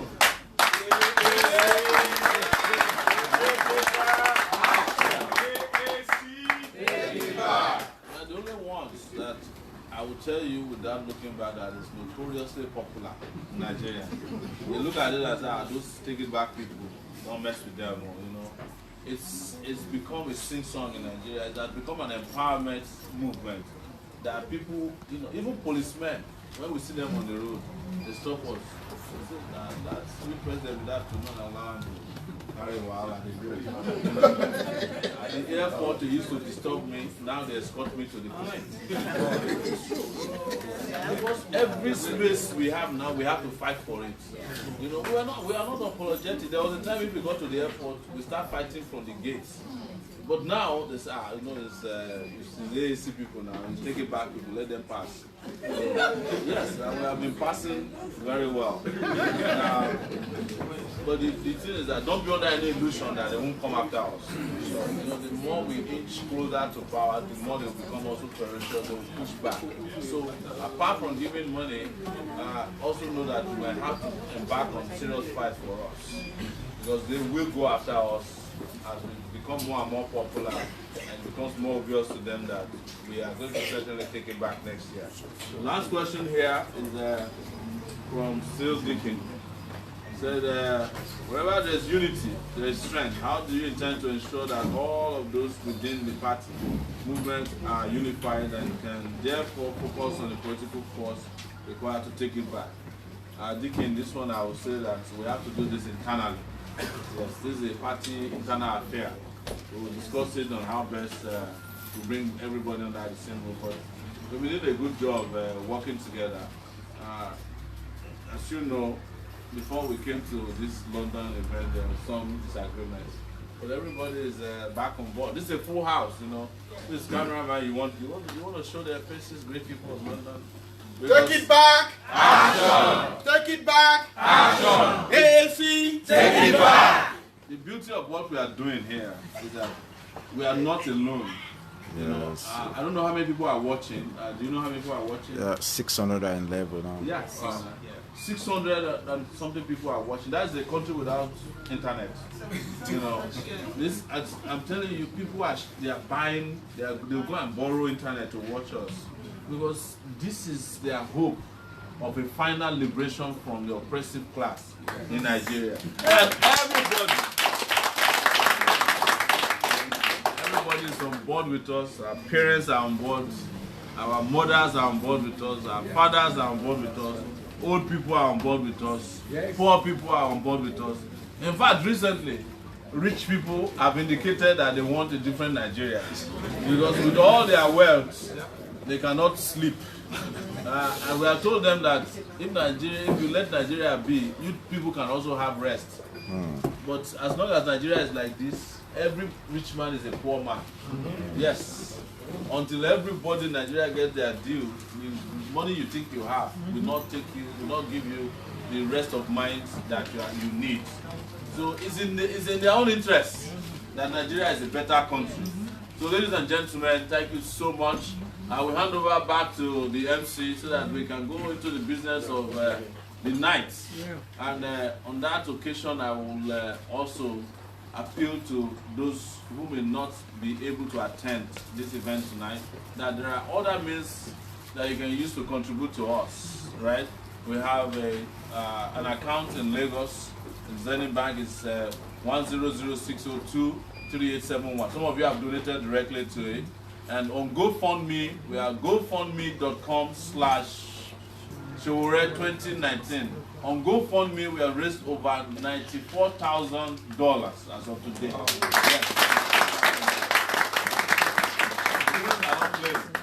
And we can reach 100,000, but our final destination is $2 million on GoFundMe. We are raising money transparently to defeat the old guards. The advantage about donating transparently is that anytime they see more money in GoFundMe, they get hypertensive, because that is for them. One of them go on GoFundMe and say, how much have they raised? And they discover that we are raising more money. Not only are you giving us money, you are helping us to make a statement on the desire of Nigerians, on the unity of Nigerians to defeat these old cargoes who are holding Nigeria to ransom, who have made it impossible for the country to experience prosperity and any form of development. Nigeria must be removed from the state of arrested development from now on. Thank you so much, everybody. Ladies and gentlemen, I think Comrade Sowore has given us good answers to most of the questions we've asked tonight. And it's used to that because everywhere he goes, Nigerians always ask questions. They want to know, is it possible? Yes. Can we actually do it? And he's an encyclopedia of answers. And he will give them the answers. And I think we are well satisfied tonight about the answers he has given.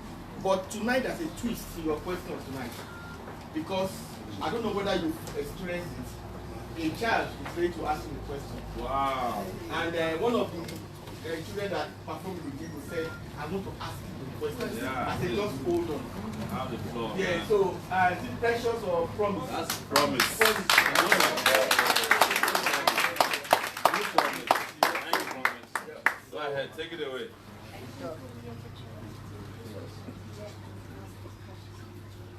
How are you going to make Nigeria better for us to live? Wow. Please give him a round of applause.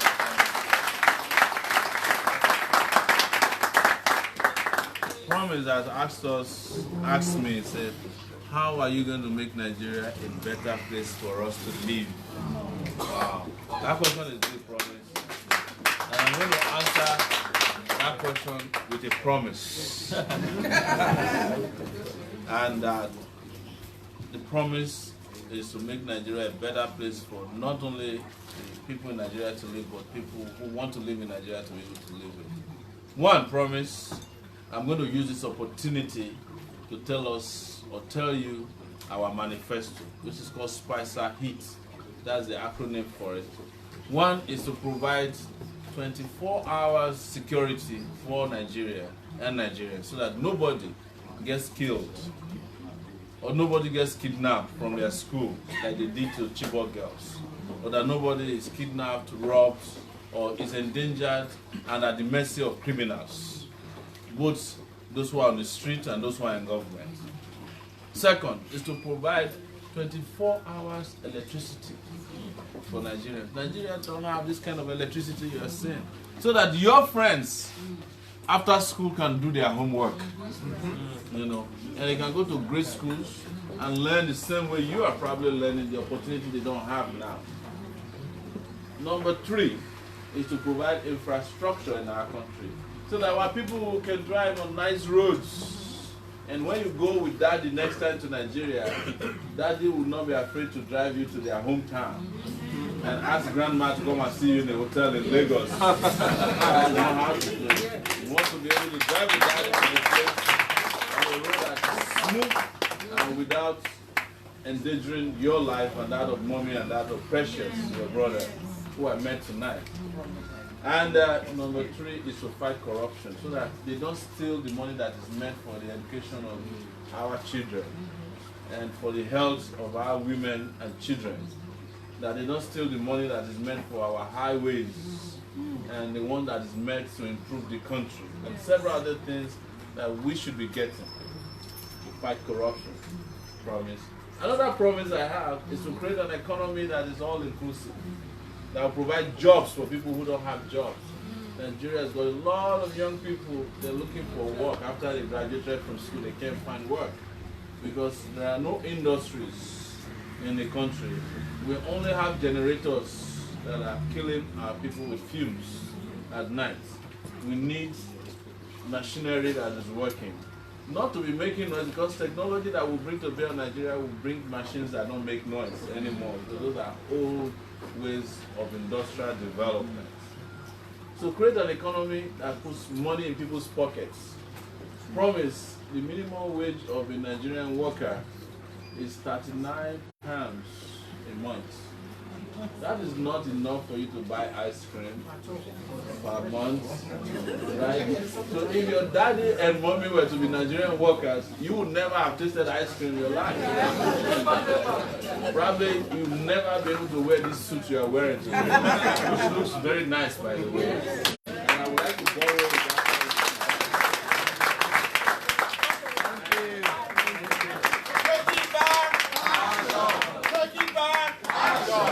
Now we are in the section of fundraising.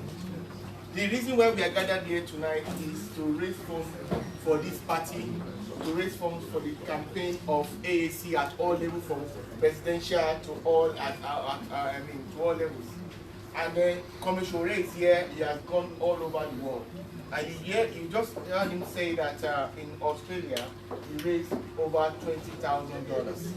And I think in UK, in London, we are the economic capital of the world, they keep saying. Now we can do better than Australia. And I believe tonight there are people here who are listening to Omoyele and they feel that they believe in their heart that we need to do something. This is the first time I'm hearing that in Nigeria people are giving money, their little earned money to support a party. That's right. If Atiku should come here to UK now, we were expecting him to give us money because he was giving out how many thousand? $5,000 Delegate. per delegate the other time. So for this time, this is a reverse funding of political parties, and we are starting a revolution here in London and from ANC party. So I would like to call on Comrade Dr. Cedric and our beautiful Comrade Shade Oluwasoya. They have been Olusoya, so I keep adding more to them. These are frontline members of our group on a group of 100, and they would like to address us and speak to us about the need for us to be able to raise money for our party. Thank you very much.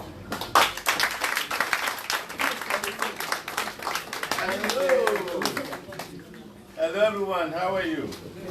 It's nice to see you all here. I'm sure some of you know me, some of you haven't.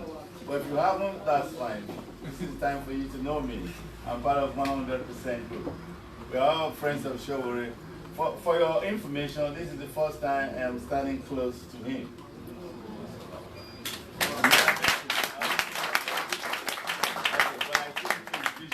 And I want Nigeria to be a better place for me and for you. Okay, so tonight, I want to enlighten you a little bit about the road ahead, the task ahead. Where do we start? Now in Nigeria, we have 36 states. And for you to compete in Nigeria and win, for us to win, take it backers, we need to compete in every state, and every level. So now we have 36 states. Start imagining. In that 36 states, we need offices in those 36 states, including the FTC. In the offices, we need infrastructure, amenities in the office. We need a bus, people's carrier to move volunteers around. We need posters, we need billboards, we need adverts on each the delegates, governors, House of Representatives, House of Assemblies, so you can see the task ahead. So now, as you know, we fund ourselves. We don't have any godfathers. So that's why during the primaries, members were asked to, compete. We don't need to go and bribe Oshomole or whoever it is to put our name forward. I could have competed, but I have something doing here. So you can try to imagine how. And these, our opponents, I gathered that the APC have listed 10 billion. 10 billion. Okay. So now APC or PDP, I don't know how much they are, but I want you to imagine the task ahead. So when we are soliciting for funding, so I want you to imagine that. Not that we are soliciting for funding for the sake of it. So imagine these task, offices, infrastructures, movement here and there. So when we say, please give, we want you to give for you to understand we want a better Nigerian for you and for me. Okay, so if you have offices to donate, that's fine. Vehicles to donate, that's fine.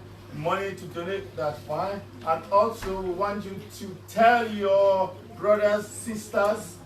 So as Sowore said earlier on, I do, as far as I run my home back there, my mom, brothers, sisters. Obviously I've told them already.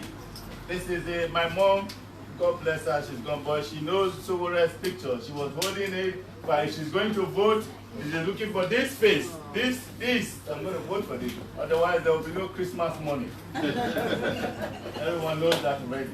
Okay, so now with the issue of fundraising. This is where it comes from. So I'll now leave it to my colleagues to shed more light to you. Good evening, everyone. Really, thanks once again for coming. I'm glad my colleague, brother, friend, Take it back, guys. He just summarized what we are up against. It is trouble. It is campaign scenario. Summarize that principle Omoyele Sowore Victoria, candidate from Oyo, Lagos, the DG, they've all told you what TIB stands for, the infrastructure and things, how they want to make things better. But I'm going to tell you a little bit about myself. Why and how did I get involved with TIB? And I hope you relate to what I'm about to say. Personally, I was going through a bit of a rough time in my life, and I had a personal coach and a mentor who encouraged me to get involved with a cause that I'm passionate about. I do volunteer for several charities, whatever, but come April, I had that Mr. Omoyele Sowore. I've been following, by the way, on Sahara Reporters, that he was coming out to as an aspirant and the TIB movement. And my mind was saying, that is it, this is what I want to do. And believe me, I'm going to give all I have in me. My family knows about the passion I have for TIB AAC. My mother, who I visited recently, she's campaigning for AAC. She's calling people, telling them AAC. In fact, when she speaks about Omoyele Sowore, you think she knows him personally. That is it. So that's just a little bit about me, why I've gotten involved. I really want a Nigeria that everybody can be proud of. A Nigeria where I can take my 3 kids to, I will not be worried about security. I will not be worried about, the generator just go off at night if you run out of fuel or something like that. So I know each and everybody has got their personal story and why they're involved. So I want you to key into that. And I know some of you have been giving, you've been doing different kind of things, but tonight, I want you to do what we are here for. I want you to come to the present, whatever it is that you have tonight. Deep into your pockets, and I want you to give generously. I will use an analogy, it's a Christian analogy, David and Goliath. This is David. But I want you guys, we all here, we have the stones in our pockets. So I want us to dip into our pockets, and we're going to give the AAC, the vision, the campaign, the stones that we're going to use to kill Goliath come 2019. Yes. So I'm going to hand back to Dr. Cedric. Thank you. Now we have envelopes here, and obviously if you want to remain anonymous, that's fine. Otherwise, you pass the envelope around. Whatever you have, please donate. You can put your name in it and we would acknowledge you. But if you want to remain anonymous, that's fine. Also, if you want to continue, if you want our bank account statement, GoFundMe, you can ask, we will give that to you so that you can set up direct debit, so you can set up direct debit. Nothing is too small and nothing is too big. If you have funds to donate to us, that's fine. Offices to donate to us, any of the states, that's fine. Call your brothers, call your sister. It's part of the giving as well. Okay, and give them the direction. We want, those of us that are doing it, we want a better Nigeria. There's nothing personal, we just want a better Nigeria. Okay, we want to remove that stigma. Anywhere you go, you're in Nigeria, say, oh.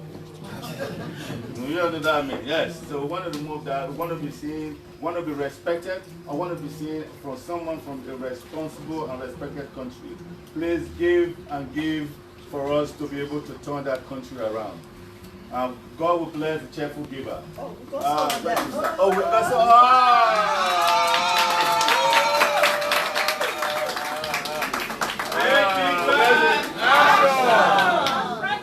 I gave 100 ways. To say, in the past, I've donated up to 170 pounds. That was just for the posters. Oh, bless you, bless you, bless you.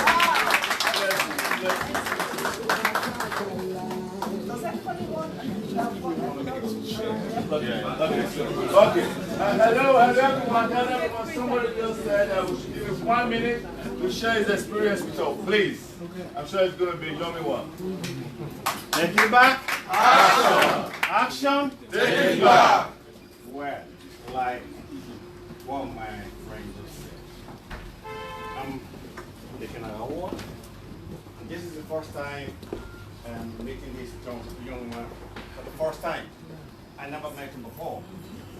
But the passion that I've got, him, my wife, and the whole of my family, that is the reason why we key into his vision. And we believe in his vision. Yes. I don't want to speak too much. What I want to say is, I know that everyone has a way of linking with people back home. But I want to share this with you. Please, camera, look at me, please, so that they can see, listen to what I want to say. I want everyone here and people all around the diaspora, please set up your personal WhatsApp group, not within the diaspora, within your family. If you got mom and dad, let them be in, your friends. Then at the end of the day, you have about 5, 10 from friends, other people who came into this, your WhatsApp group. Set up this, and you can be able to pass your information that you want your people back home, not here, to do for AAC party. That way, you will be doing grassroots campaign. This is just what I want to share. Thank you. Lastly, on behalf of myself, my wife, my family, we are supporting this party with £1,000.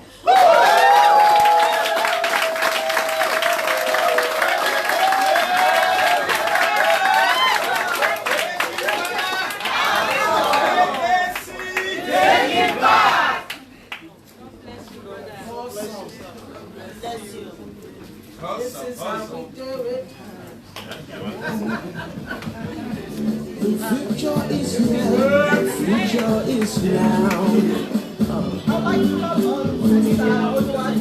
time to join hands to save our fatherland.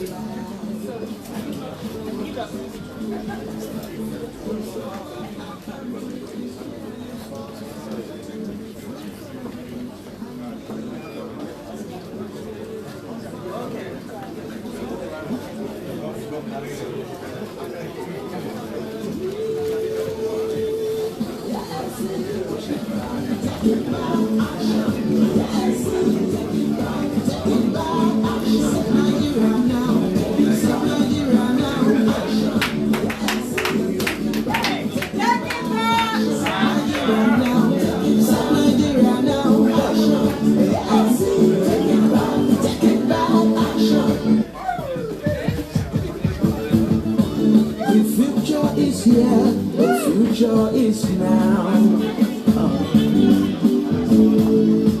It's time to join hands to save our fatherland. The soul of our country is here to be free from greed and wickedness. So wherever we find is the way out for a new Nigeria of our dreams.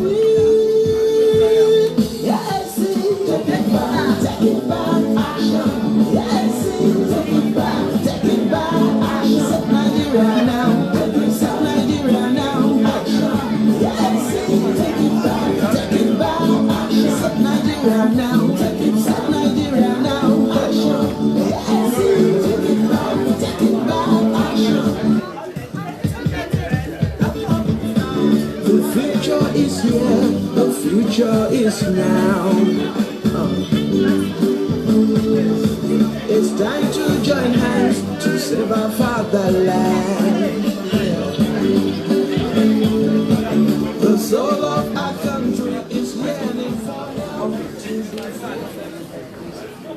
Ladies and gentlemen, Mr. Wale Wale Oyefeso here has just donated £80 right now. Take it back. Take it back. Action. I've got from Mrs. Rolly Jackson Taylor. She's just donated £50 right now. Take it back. Take it back. Action.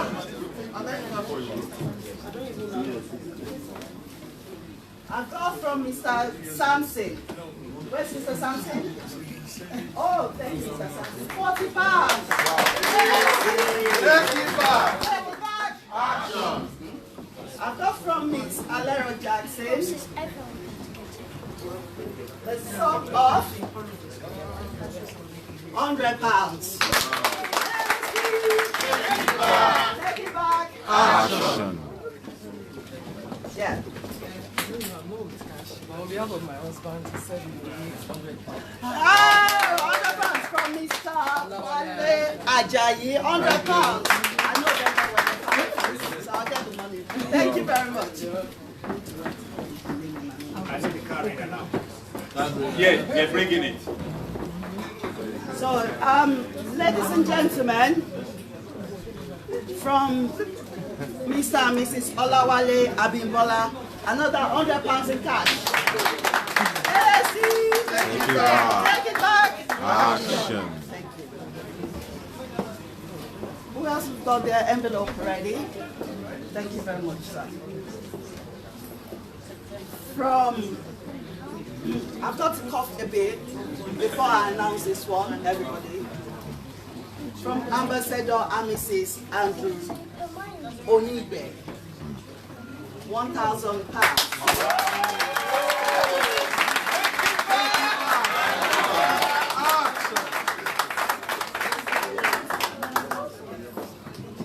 I want people in London to be provoked. Yes. And let us do this.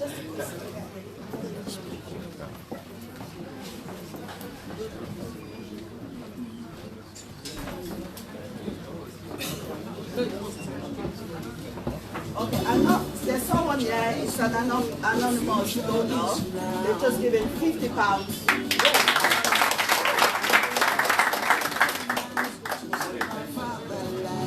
I've got Sister Stella Wilkie. Oh, this is another anonymous one. £300. Wonderful.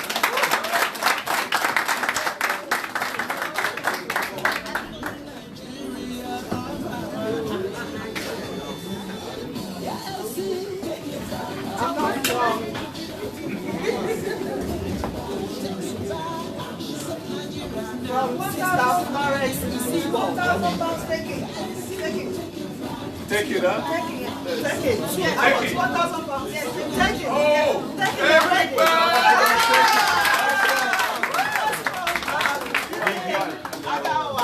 Thank you very much, sir. Thank you, sir. I've got from Sister Florence Isibo. Sister Florence came all the way from Coventry. Wow. She slept around 6 last night for this event, and she's going to sleep in London tonight because of this event. Wow. And she donated another £50. Take it back. Take it back. Action. We must take our country back. Yes, sir. We're taking a cash payment of £100 extra. Thank you.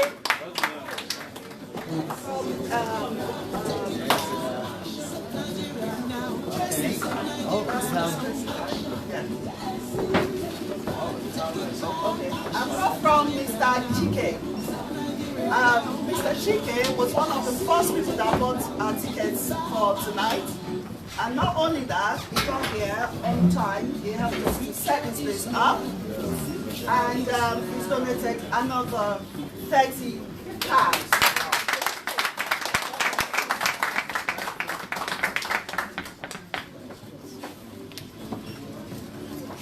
And someone is donated anonymously another £5. Wow.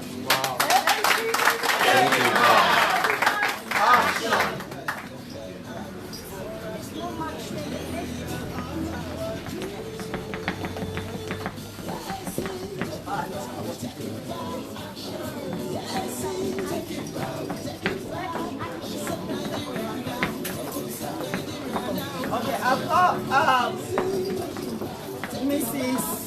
Adedayo Ake Shola, who's donated 50 pounds. My niece and my best friends as well. 50 pounds. Thank you.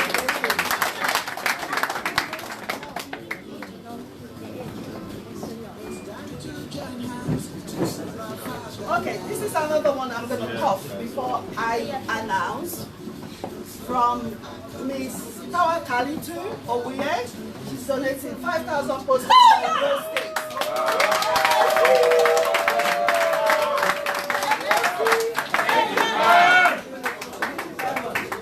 5,000 posters for Ondo State. Who is that?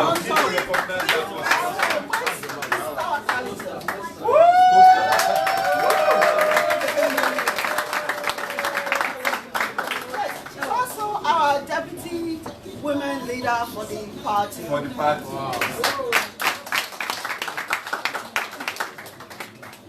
We are taking another 1,000 pounds here on cash. Oh, yes.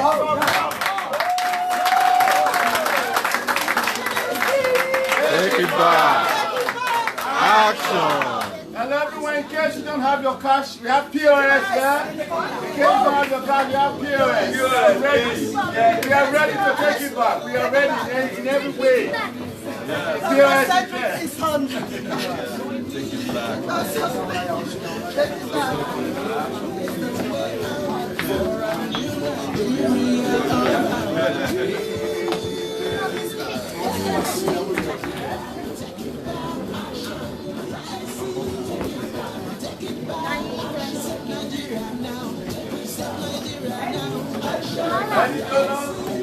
We are waiting. There's someone's writing. Actually, I didn't know that they got so I just sent my son. He's coming. Okay, son. We are here. We are here. I'm a letter from Manmo. Okay.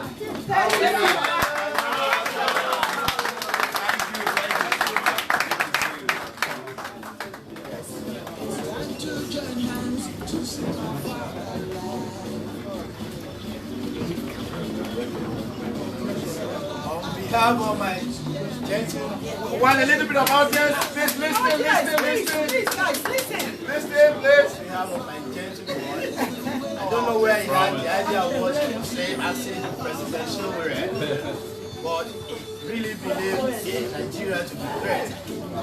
On his behalf, I'm giving this group, apart from my own donation to the Rep Plan.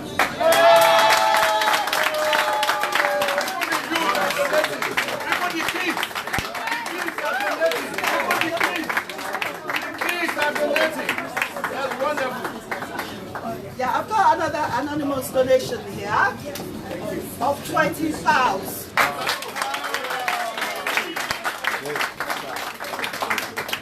Does anybody want any more envelopes or POS? That 1,000 is now approved. Take it, approved. It's approved, yes. Thank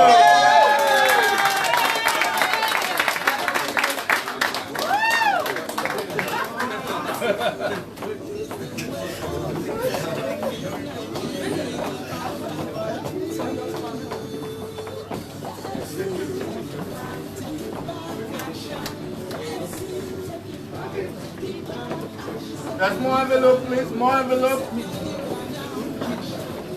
More envelope, please. I think it's Envelope, please, so we can reach Nigeria 2 years time. Nice and peaceful country.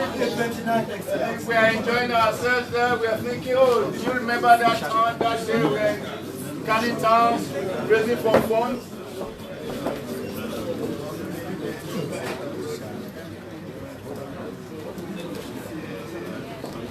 For those of you, everyone who want to join the group, any other group, so you can join and inspire your family back home. Thank you.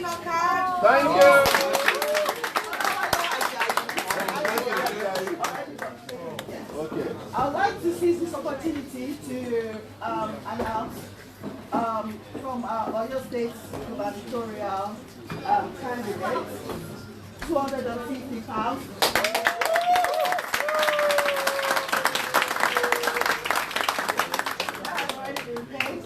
They paid back for their just thought it would be nice to recognize them. Thank you.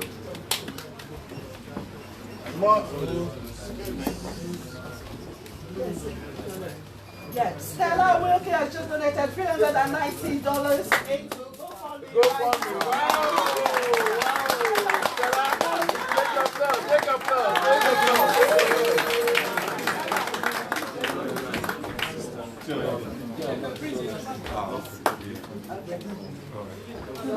While we're waiting for £200 taking on cash. Thank you.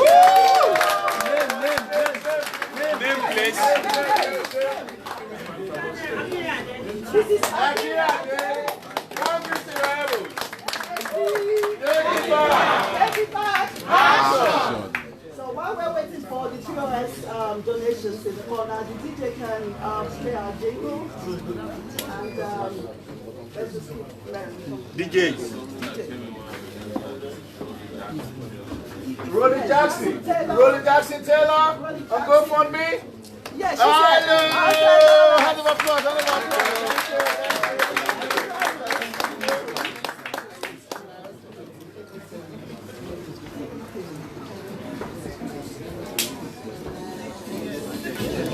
As you can see, thank you. There's no godfather, you are our godfather and our godmother. We don't answer to passenger or Tinubu. No. They can't direct us what to do, they can't tell us what to do. We run the country for ourselves, for the betterment of ourselves. Action. Take it back. Action.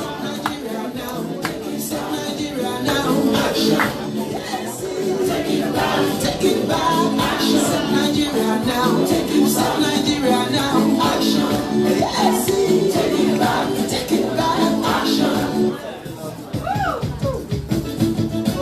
The future is here. The future is now. It's time to join hands to save our fatherland.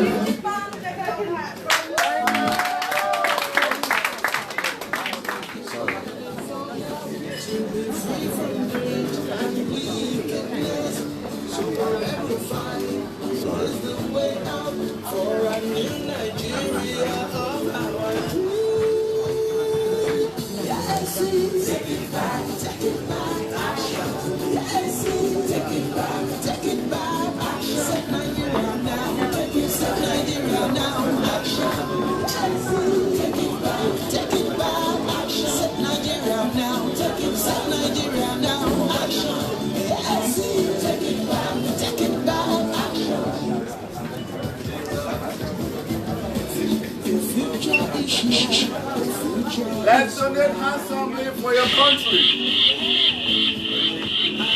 For your country, so we can answer to you. £500 taking on cash.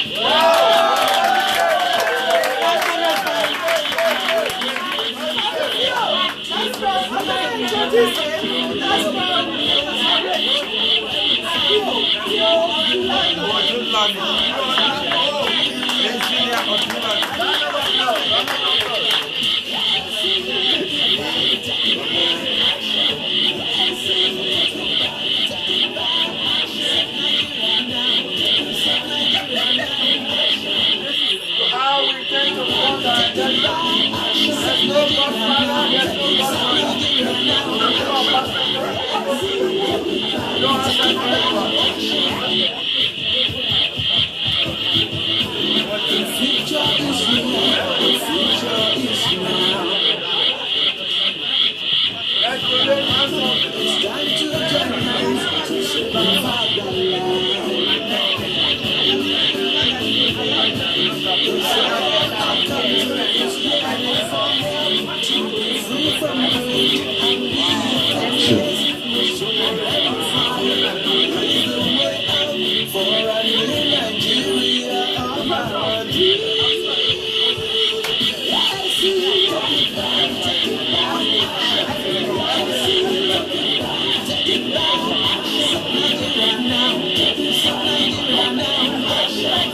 £50 taken on card. Who's that?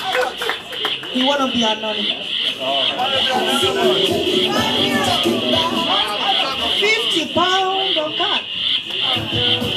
The future is here, the future is now. It's time to join hands to save our fatherland.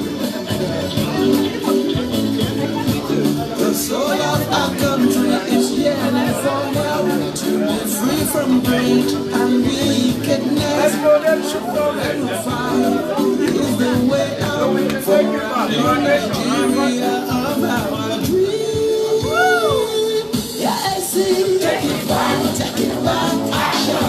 Yes, take it back, action. Set Nigeria now, set Nigeria now, action. Yes, take it back, set Nigeria now, set Nigeria now, action. Yes, take it back, action. Yeah, someone here has just donated. Mr. Akintoye. Mr. Akintoye just donated $200.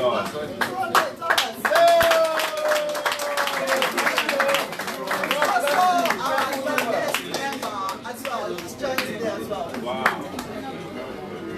£300 on card on behalf of Promise.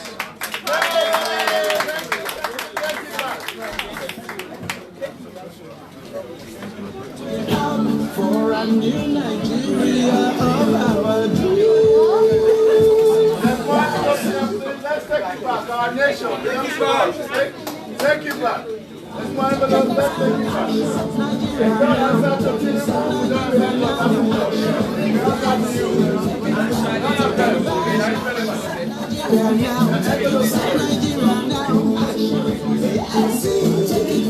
Take it back. The future is here, the future is now. It's time to join hands to save our fatherland. Our country is yearning for help to be free from greed and wickedness. So wherever fight is the way out for a new Nigeria of our dream. Yes, take it back, action. Yes, take it back, action. Set Nigeria now, set Nigeria now, action. Yes, take it back, action. £200 on card. Nigeria now. £200. The future is here, the future is now. She promised 500. She gave you Alaja just donated £500 right now.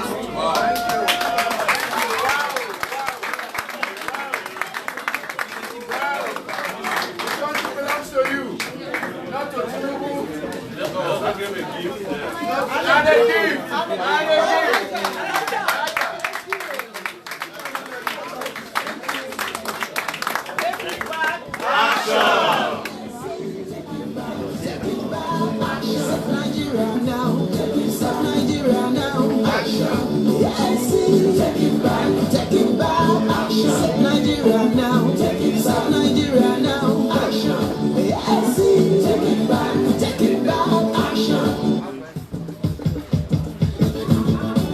The future is here, the future is now.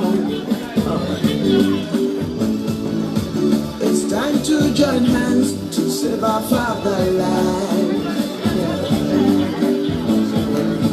The soul of our country is yearning for help to be free from greed and £100 on card.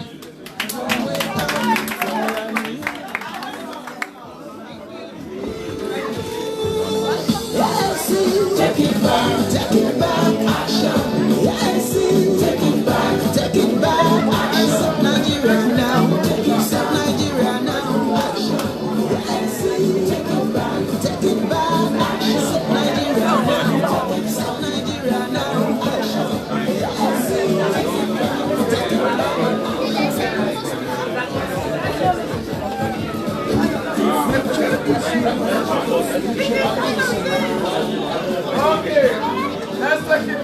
country. You don't have your card, you don't have machine. Nothing is small, nothing is stupid. As you know, Bano won the election by $5, $10, $5. Everybody needs to enjoy it. So Mama can do it, bring it to it. Bring it to it.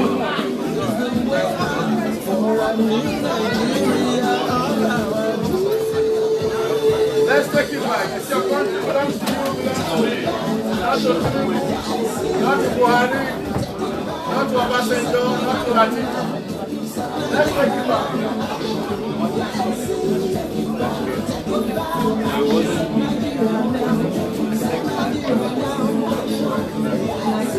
Nothing is too small.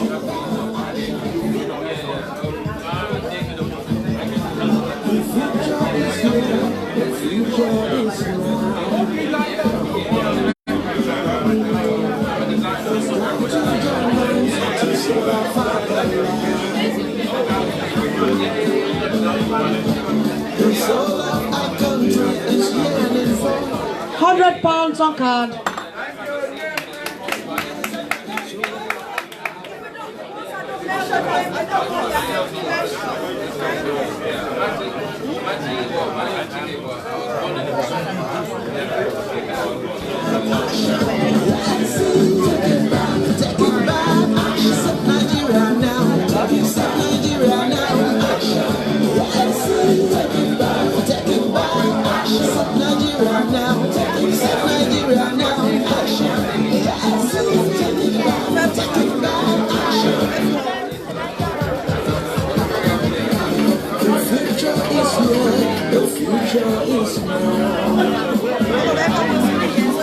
It's time to join hands to save our fatherland.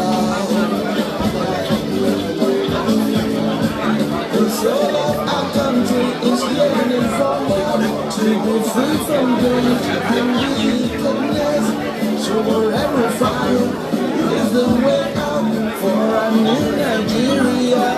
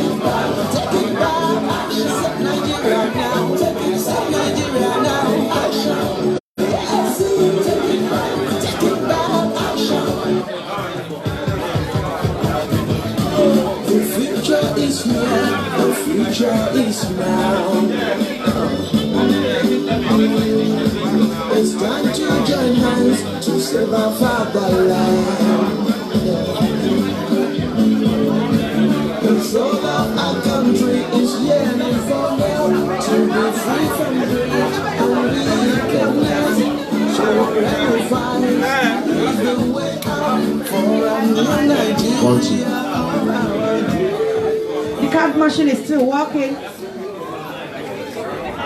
The card machine is still working, please.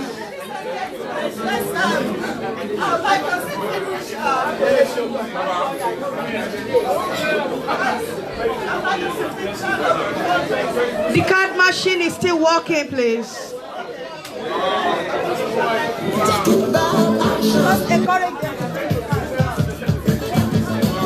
The future is here, the future is now. It's time to join hands to save our fatherland. The soul of our country is yearning for help to be free from greed and wickedness. So whatever fire is the way out for a new Nigeria of our dreams. Take it back, action. Take it back, set Nigeria now, set Nigeria now, action. Yes, take it back, set Nigeria now, set Nigeria now, action. Yes, take it back, action. The future is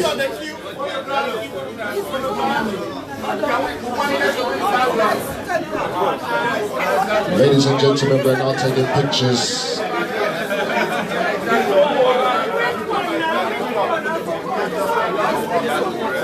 Gentlemen,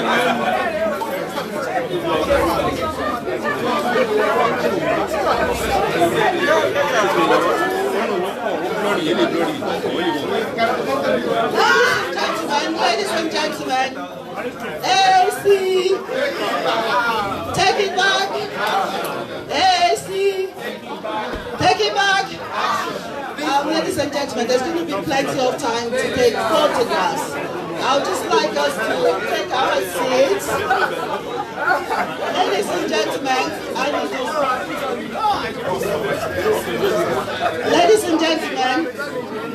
I've got a feedback from one. Ladies and gentlemen, AAC, take it back. Let us be orderly, please. There is a very important announcement, please. Hold on. I'd like Mr. Tracy to have feedback. Mr. Tracy. Feedback time.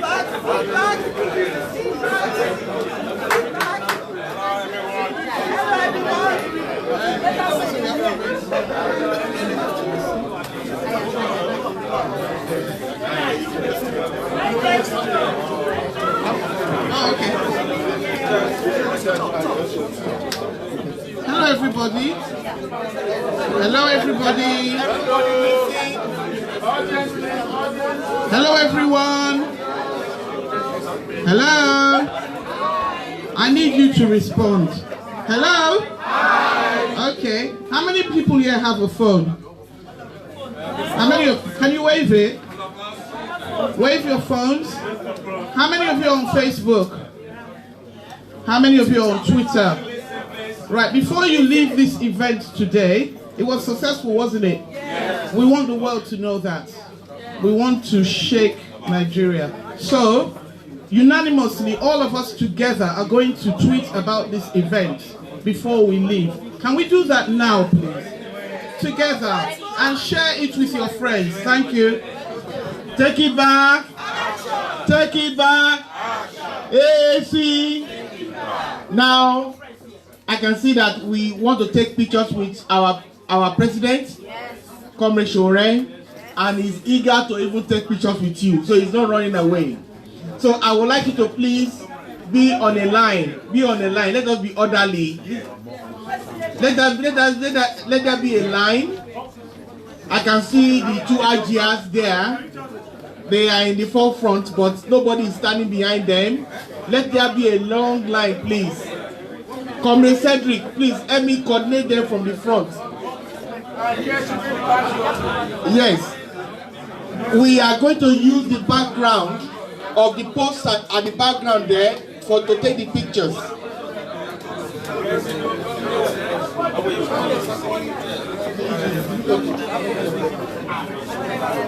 Now, and let us be very democratic. If you have taken a picture, go and sit down.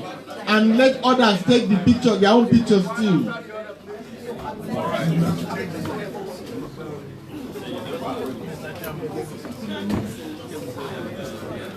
Okay. Yeah. As soon as you've taken your pictures, please sit down because we are going to have a meal. If you don't finish, we are not having a meal tonight. Please be quick. Okay, now you can leave now. Next person, please.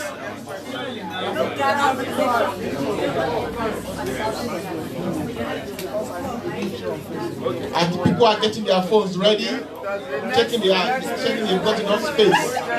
Now, next person, please. Good. Excellent. Next person, please. Next person. Great. AC, take it back. Great. Next person, please.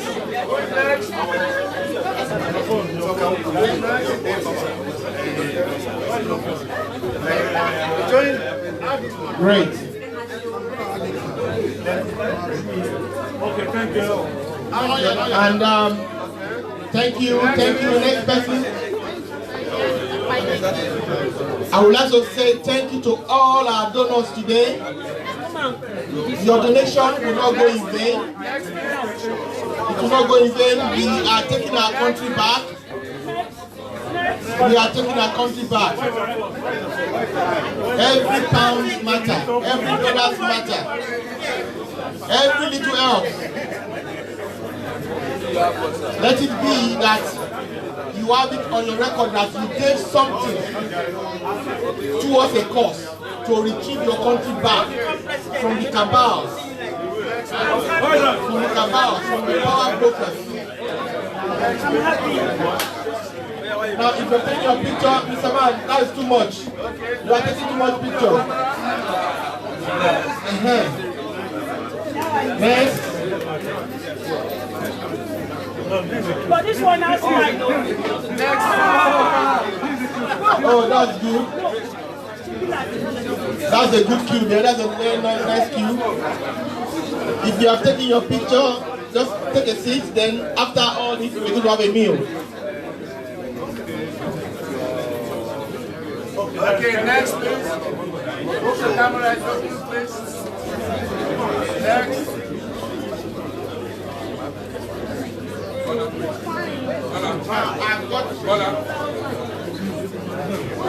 Next, please.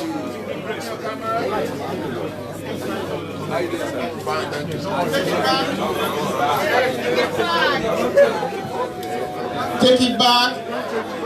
There is, if you would like a copy of the jingle, we can send it to you. There's a link to the jingle, and the producer of the jingle would like to tell us something about the jingle. Take it back. Take it back. All right. The new jingle is available. If you want it on your phone, you can come right to the DJ stand here. We can send it to you via WhatsApp, and you can share it on all your social media. I tell you, it's a great way to take the message to the grassroots.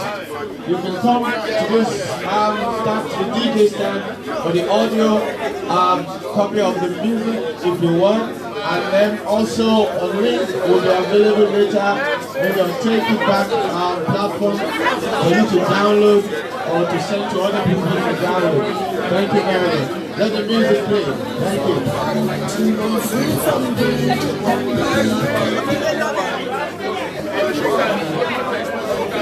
Take it back.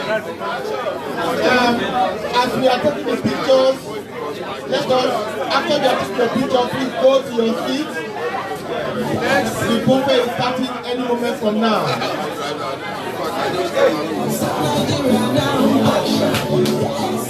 Take it back.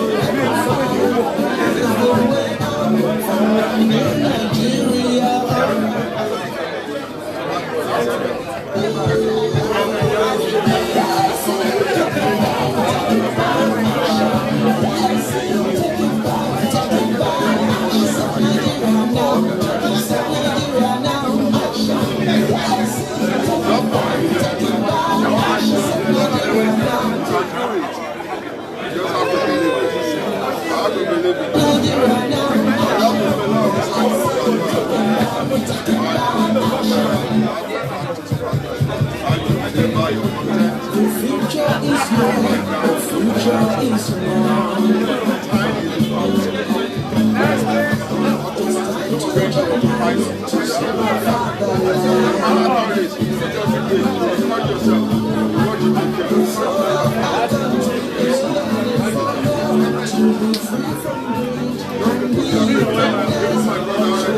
from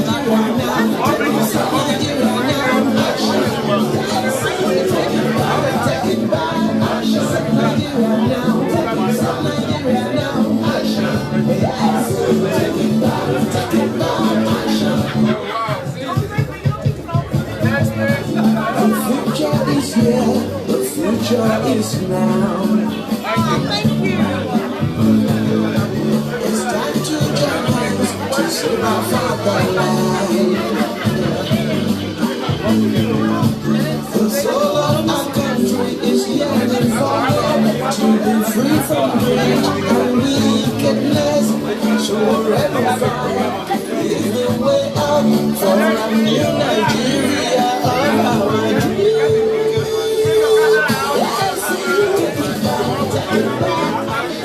Take it back. Take it back. AAC. Now, there is another take back you must do now. If you have taken your picture, please come and take back the buffet. Come and take back your buffet. So if you have taken your pictures, please come to this end and queue for your food. If you are taking your pictures, please come and take it back here. Okay, so I have to do this one. Some people are taking it back already. Yes. So please come to this area of the buffet and take it back here. Who's next? Who's next? Present your ticket. Your voucher. Thank you, sir. And thank you so much for all those that have donated from any amount to thousands of pounds. We really appreciate your donation. Okay, and the background. Most importantly, your presence here today. We really appreciate it. Okay, next please. That was the okay.